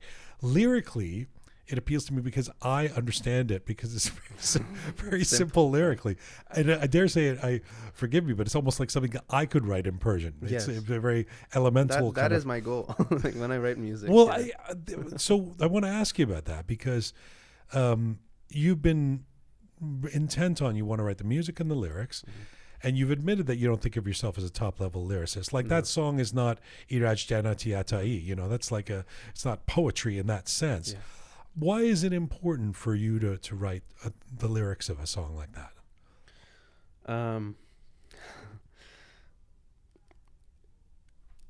I write music.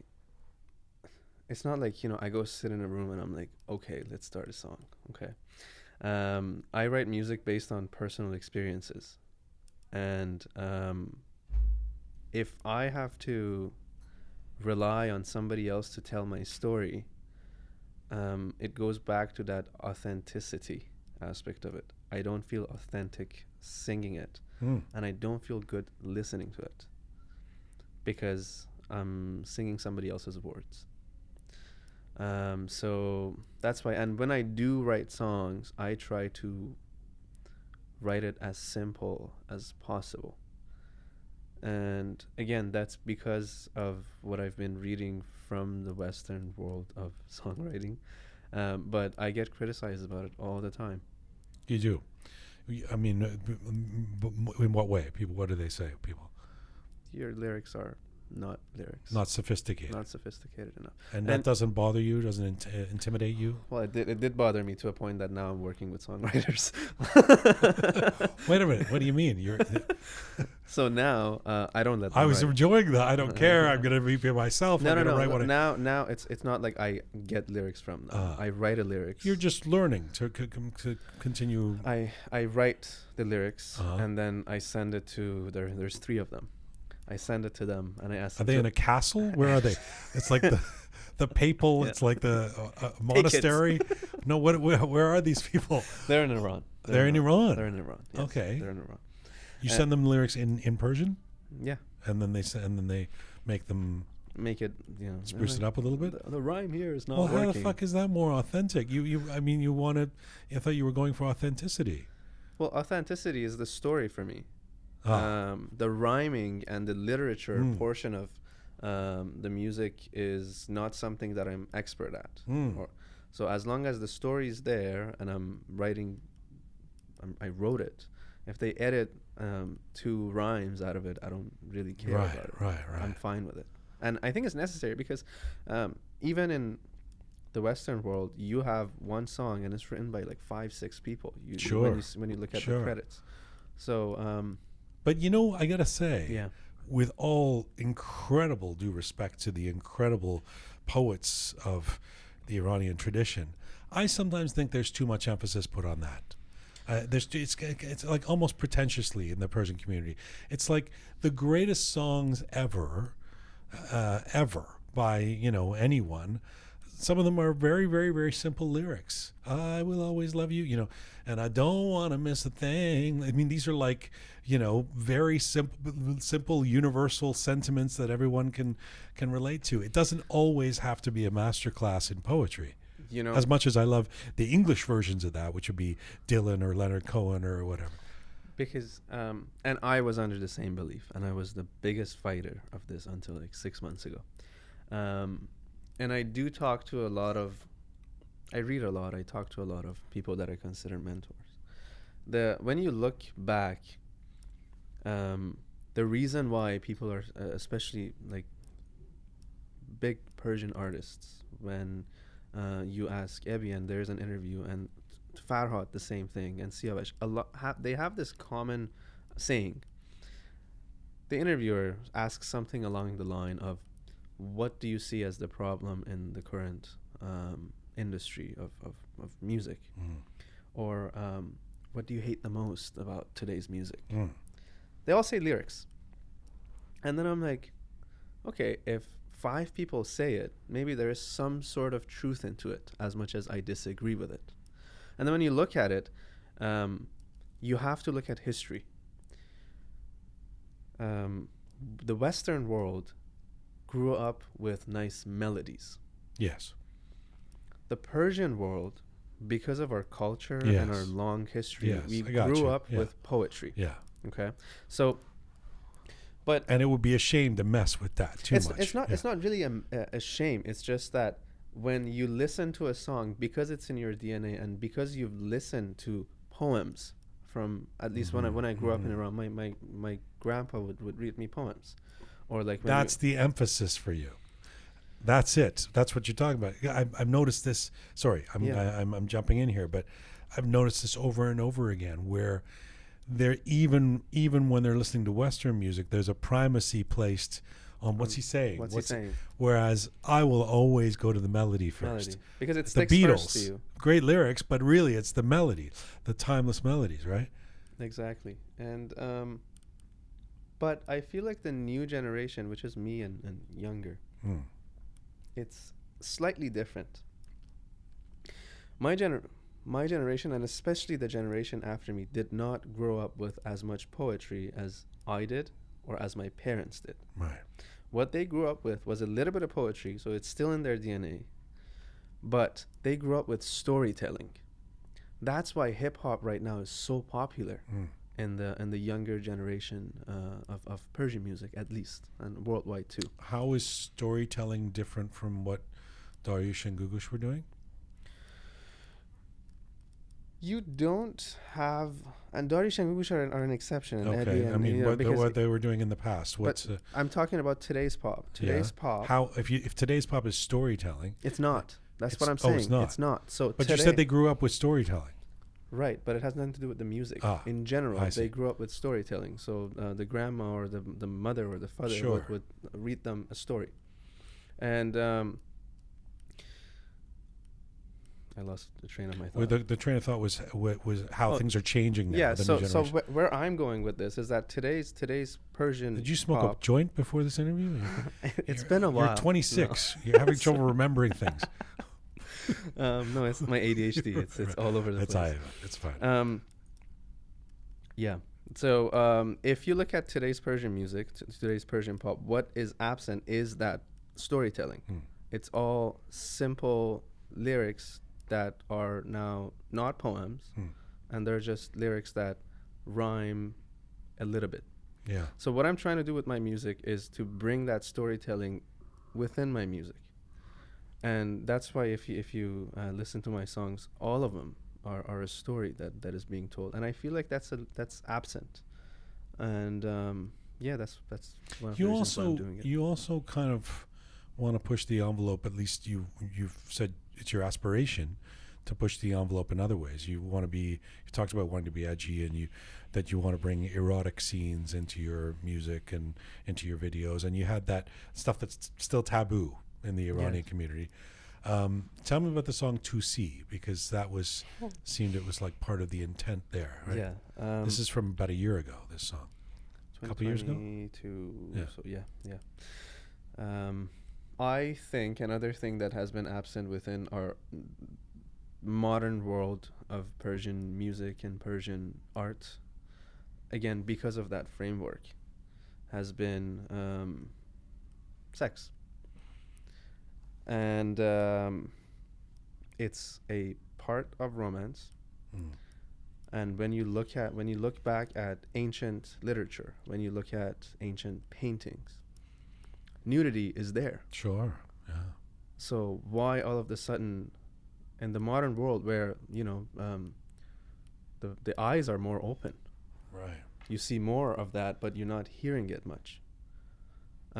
So what I've tried to do in 2C and a couple of songs in the album that is coming out, and it was a really, really tough job, and I feel like in 2C I failed a little bit, but in Mesle Ghabl it's better. It's a little bit more low-key.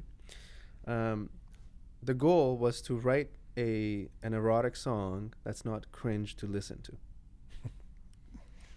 Because they have done it. In Persian music, they have done it. Tatalu has done it.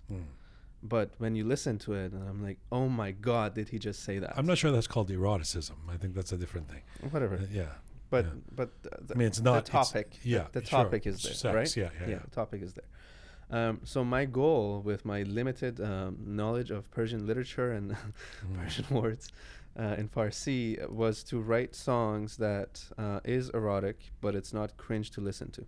Let me play a bit of, this is a little bit of 2C from 2022 Navon. پشت تارون ببند درا صورت تو بیار جلو بذار بشنوم نفس تو امشب داریم فقط همون گوشم بگو اسم منو بزن مهر تو رو ابرا یه سویت خصوصی یه فرشته با یه سوتین توسی کم رنگ شد روژ لبا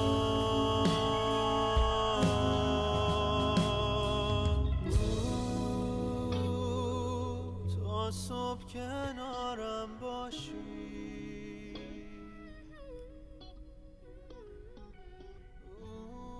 2C. That's featuring a woman named Nicole Glazunov.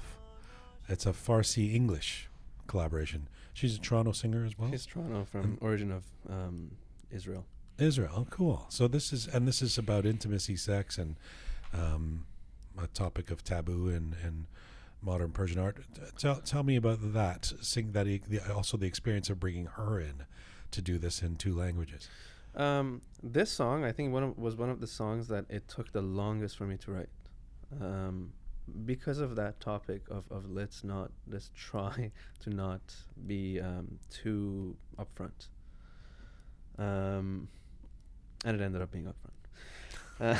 So that's why I like said this about you. I like that you're not too precious with your feelings. You're sitting here saying, I get criticized for my lyrics, they're not good enough. I mean, that's refreshing. You've got the confidence. You're putting this stuff out. You're saying, make Persian pop great again, but I'm going to lead the revolution. But you also seem like you can take criticism. Oh yeah, absolutely. And it's art. Art is not perfect. It's art. So it can be as imperfect. There's no art that's perfect. But going back to 2C, it took almost a year and a half to write it. And originally, I had this other artist who's excellent. She's one of my good friends. She's also releasing music now, and she's killing it. Her name is Helium, like helium. And I had her first on, and I felt like our vocals weren't doing it as much as I wanted it to be. Because what I had in my mind was like 50 Shades of Grey sort of environment. So I wanted something more melodic. And then I listened to Nicole through Afterhill. So she sang into in a couple of his songs. Yeah. And I was like, who is this? And she came to my studio at the time, was in my bedroom. And we sat down and wrote. And she wrote this thing. You wrote an erotic song in your bedroom with this woman. It took you're so bad. Well, I'm trying to put the story together. No. Yeah. Nothing of that sort. Okay, all right. I don't poop when I eat. Where I eat. Oh dear. Yes. Okay, yes. I I thought maybe this was an Israeli-Iranian finally coming together. Yeah. We did not make peace in that way. Okay. And what was I saying? Yeah, so she wrote this in like 10-15 minutes. Wow. And she has such beautiful vocals, and she's a soprano. Yeah, got a lovely voice. And it turned out one take, and it turned out great. Yeah, I was really happy with it.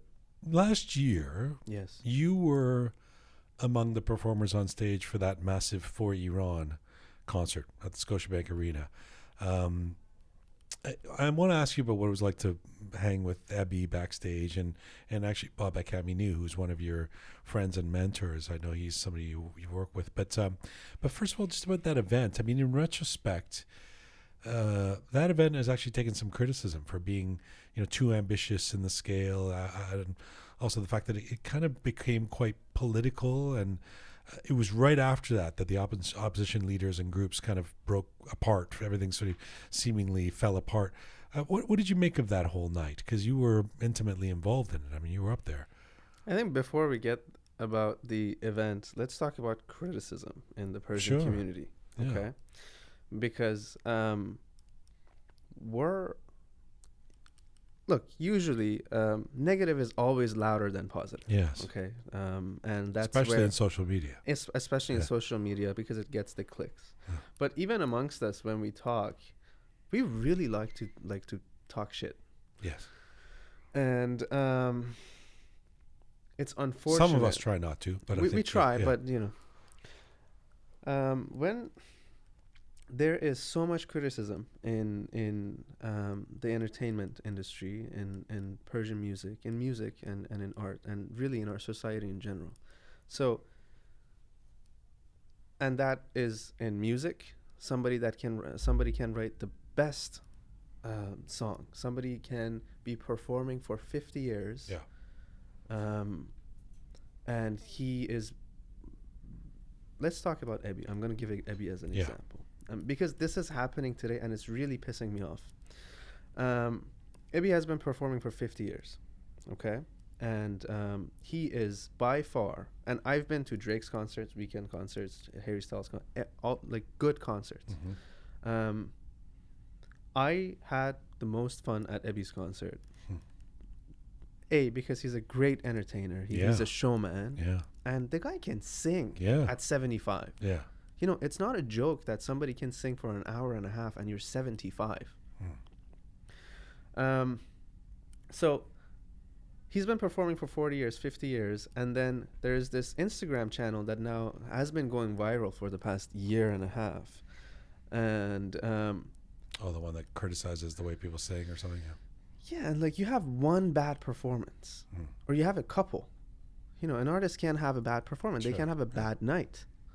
But then, because it's viral, it completely destroys the artist, at least for a certain amount of time. Not the same thing as criticizing for Iran. Not the same Okay. thing. I'll tell you why. Because for me, because I'd probably be in the camp of saying, if that were all to happen again, I would take the political speeches out of it. I would, because Sure. the performances, I for the most part, I loved. I hadn't even seen Aida before that. Isn't she amazing? She's incredible. We had her Wow. on the show afterwards.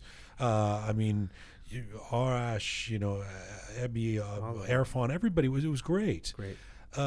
But it got so weighed down by what did Massi say? Why is Hamid there? Reza Pahlavi was on too long.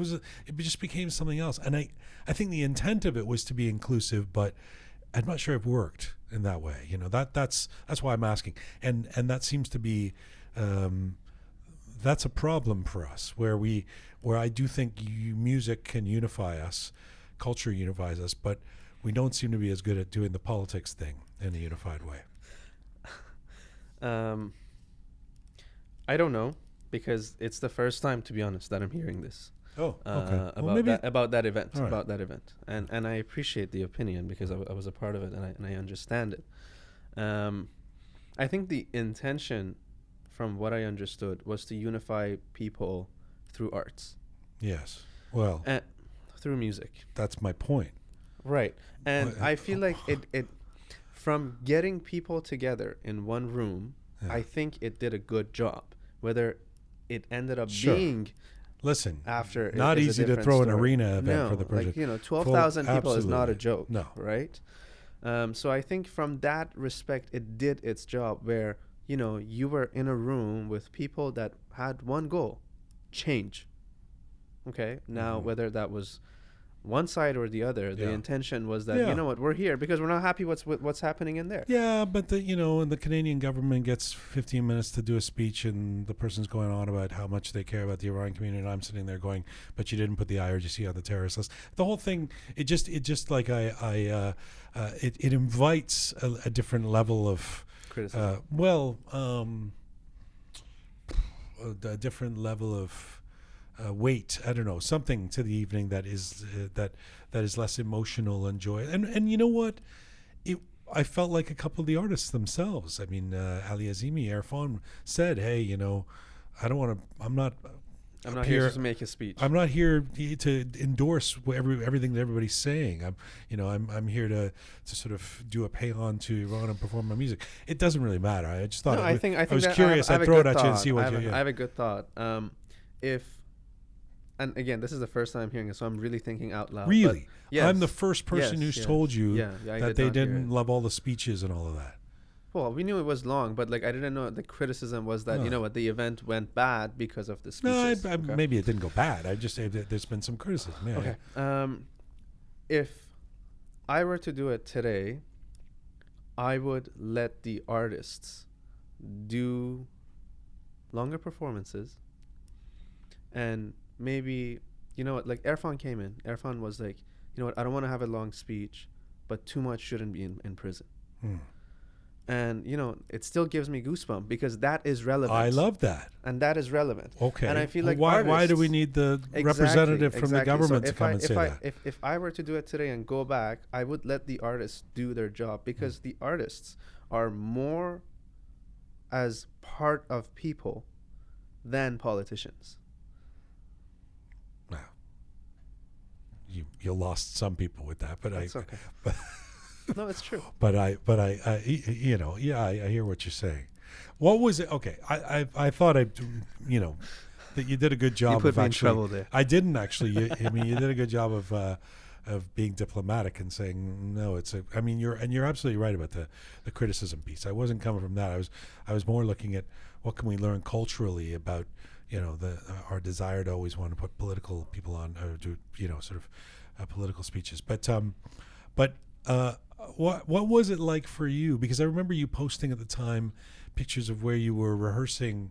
You had a role. I should note that you were on stage as one of the backer singers. So you didn't have a solo, but you got to perform with a number of people, number of different artists. No, the solo was discussed briefly, but unfortunately or fortunately, today Persian music is now really pushing an opportunity, rightfully so, for women.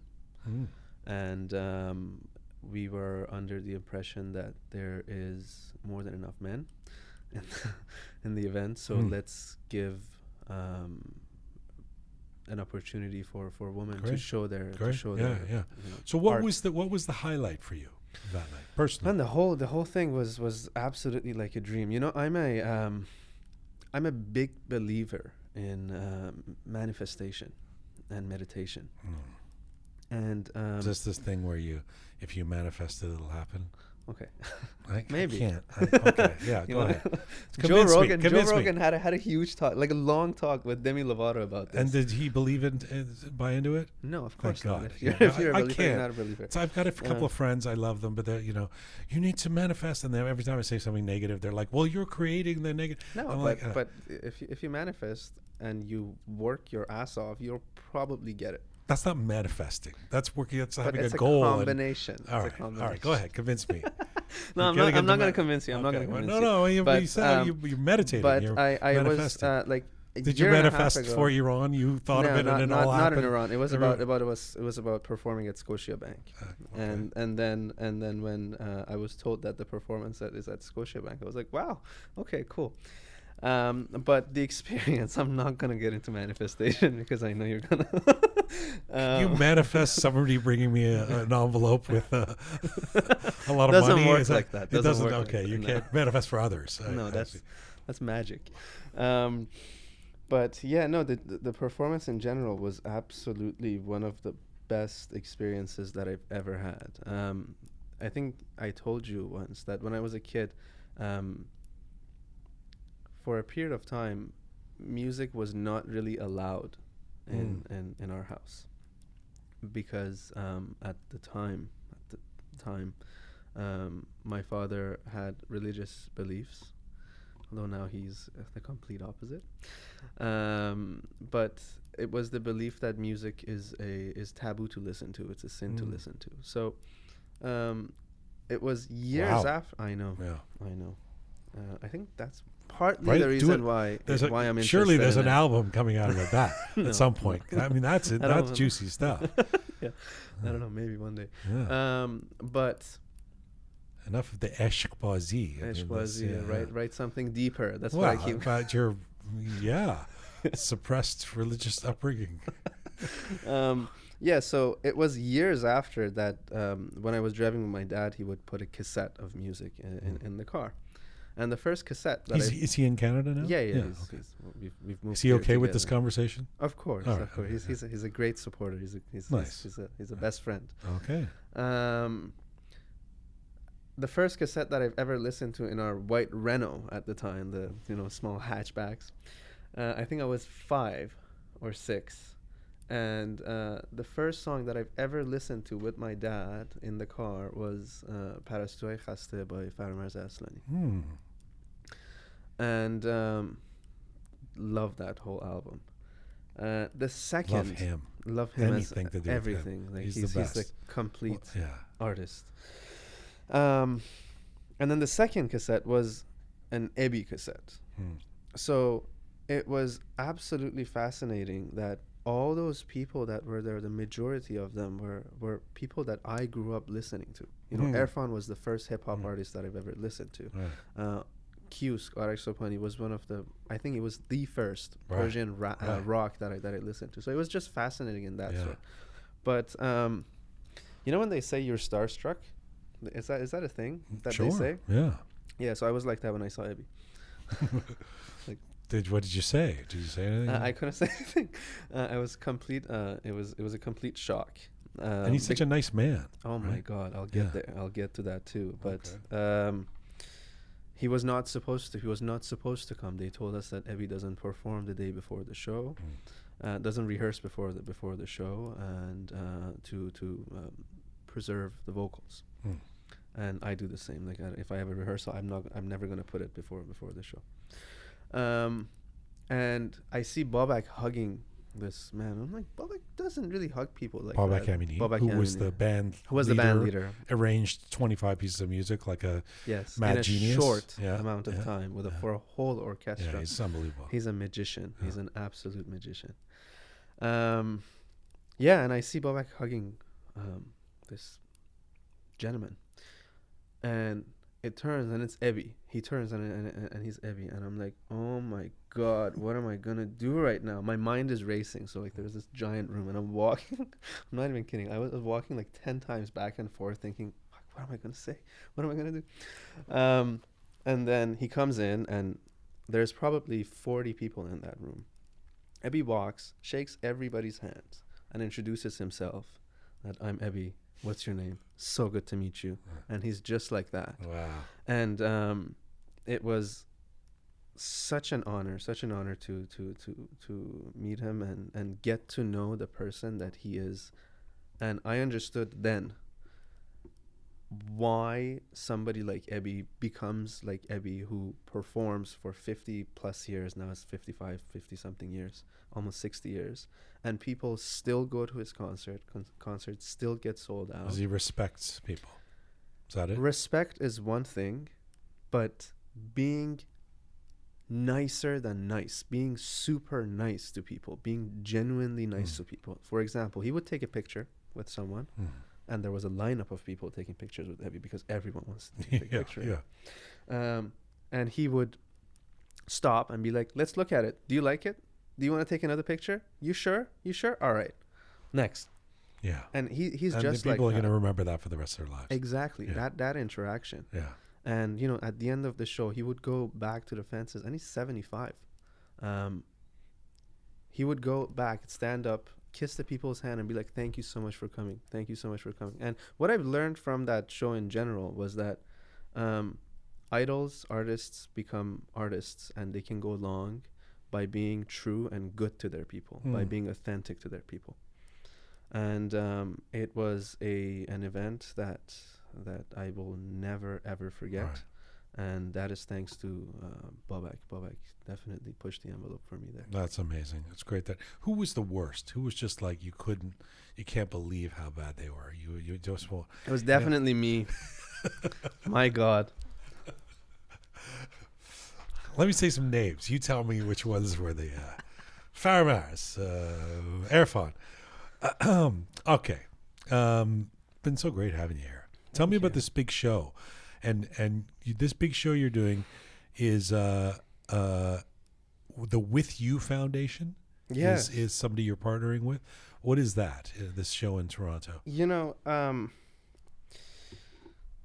I've been trying to find a way to support my community through my art, through music, and I wanted that to happen from the first opportunity that I have to perform.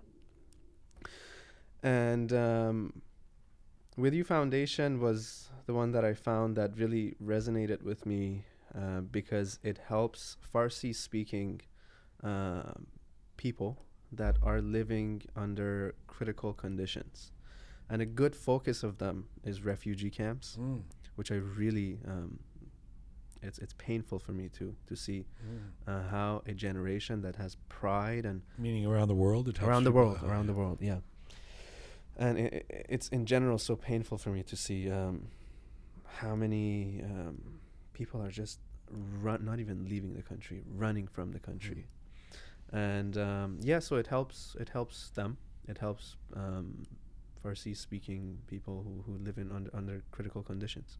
And a portion of the proceeds of the concert will go towards With You Foundation. Good for you, man. The Thank With You Foundation. The concert is a couple weeks from now. Yes. March 1st at the Bathurst Arts Centre for those who are in the Greater Toronto area. If you can still grab tickets, make sure you do. It's downtown on Bathurst Street. We'll put a link to that at the bottom of this interview. We're going to go out on the title track of your new record, Mesle Ghabl. And so we started the interview talking about Roqe. You were talking about how the album is kind of an arc, an exploration of love and pain, and then finding yourself at the end. Tell me about this song. This song is the most recent song that I wrote compared to the rest of the album. The album is a combination of songs that I've I've selected from the past 2 years. But that is the most recent song that I wrote, and the reason why I put it in there, and the reason why I released it, the reason why I put it in there, I felt like a piece of the puzzle was missing. That the song before that is Bargard, which I'm asking, Come back. Mm-hmm. For fuck's sake, come back. But I felt like that character needs to move on. The poetic lyric, for fuck's sake, come back. Yeah, for fuck's sake, come back. But I felt like there was a piece within that character because nobody gets stuck. They sooner or later they move on. And Mesle Ghabl was that complete piece that I was missing. And Is this a personal story? You've moved on from something? Moved on from something, and for me, the song means being comfortable with yourself, being okay with enjoying your loneliness. It's never a bad thing. Once you get into it, it can be the best thing that can happen to you. And I felt like the song was really resonating with me today. That's why I released it before the album, and that's why I made a music video for it. So yeah, it was the completing piece of the puzzle, and I'm so glad that it made the album. And the title, it says like before, but it's ironic because it says nothing is like before. So yeah, it's a good place to be, man. If what you say is where you're at, knowing that you're okay, you're good, you're with where you are, even if there's some loneliness at times, that you have a sense of self. That's the best place I've ever been. That's fantastic. Yeah. It's a pleasure to have you here. Pleasure is all mine. I really enjoyed the conversation. Me too. And I've been enjoying listening to the new record, and I look forward to seeing you on March 1st on stage. Yes. It's going to be good. Thanks for doing this, and congrats on your new baby. Thank you so much. Thank you. I appreciate Navon, live here in the Roqe Studio. Let's go out on the title track of his brand new record that comes out next week, right? February 23rd? Yes, Friday. All right. This is Full Time for Roqe for today. Our website, roqemedia.com. Thanks to the amazing team who put this show together. Super Parisa, Smart Pega, Savvy Rohan, Bearded Omid, Talented Anahita, Methodical Kaveh. Thank you to all of you out there supporting us and sharing our content. Do subscribe if you haven't done so already. You can find me on Instagram at Jila Ghomeshi, of course, Mizun Bashin. And from his brand new record coming out next week, this is the title track. This is Navon and Mesle Ghabl.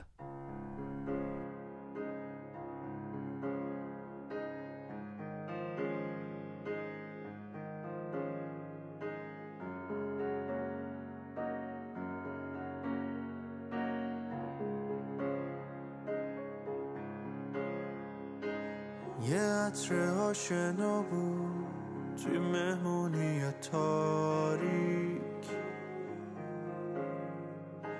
صورت طلایی شد نور که بهت تابید،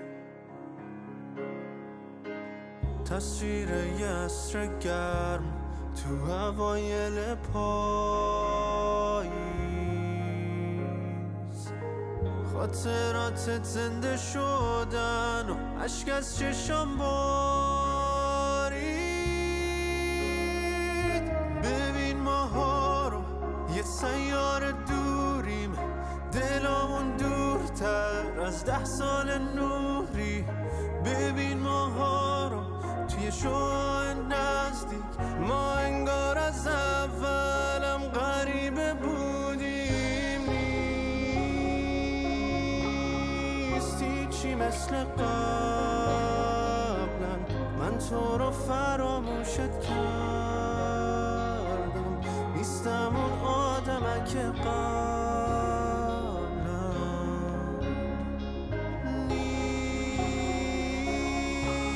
نیستی چی مثل قبلا من تو رو فراموشت کردم نیستم اون آدم که قبلا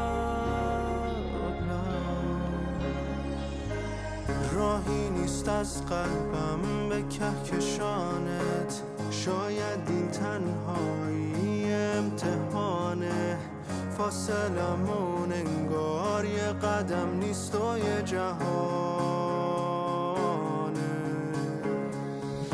ببین ماها رو یه سیاره دوریم دلامون دورتر از 10 سال نوری ببین ماها رو توی شعاع نزدیک ما انگار از اولم غریبه بودیم نیستی چی مثل قبلا من تو رو فراموشت کردم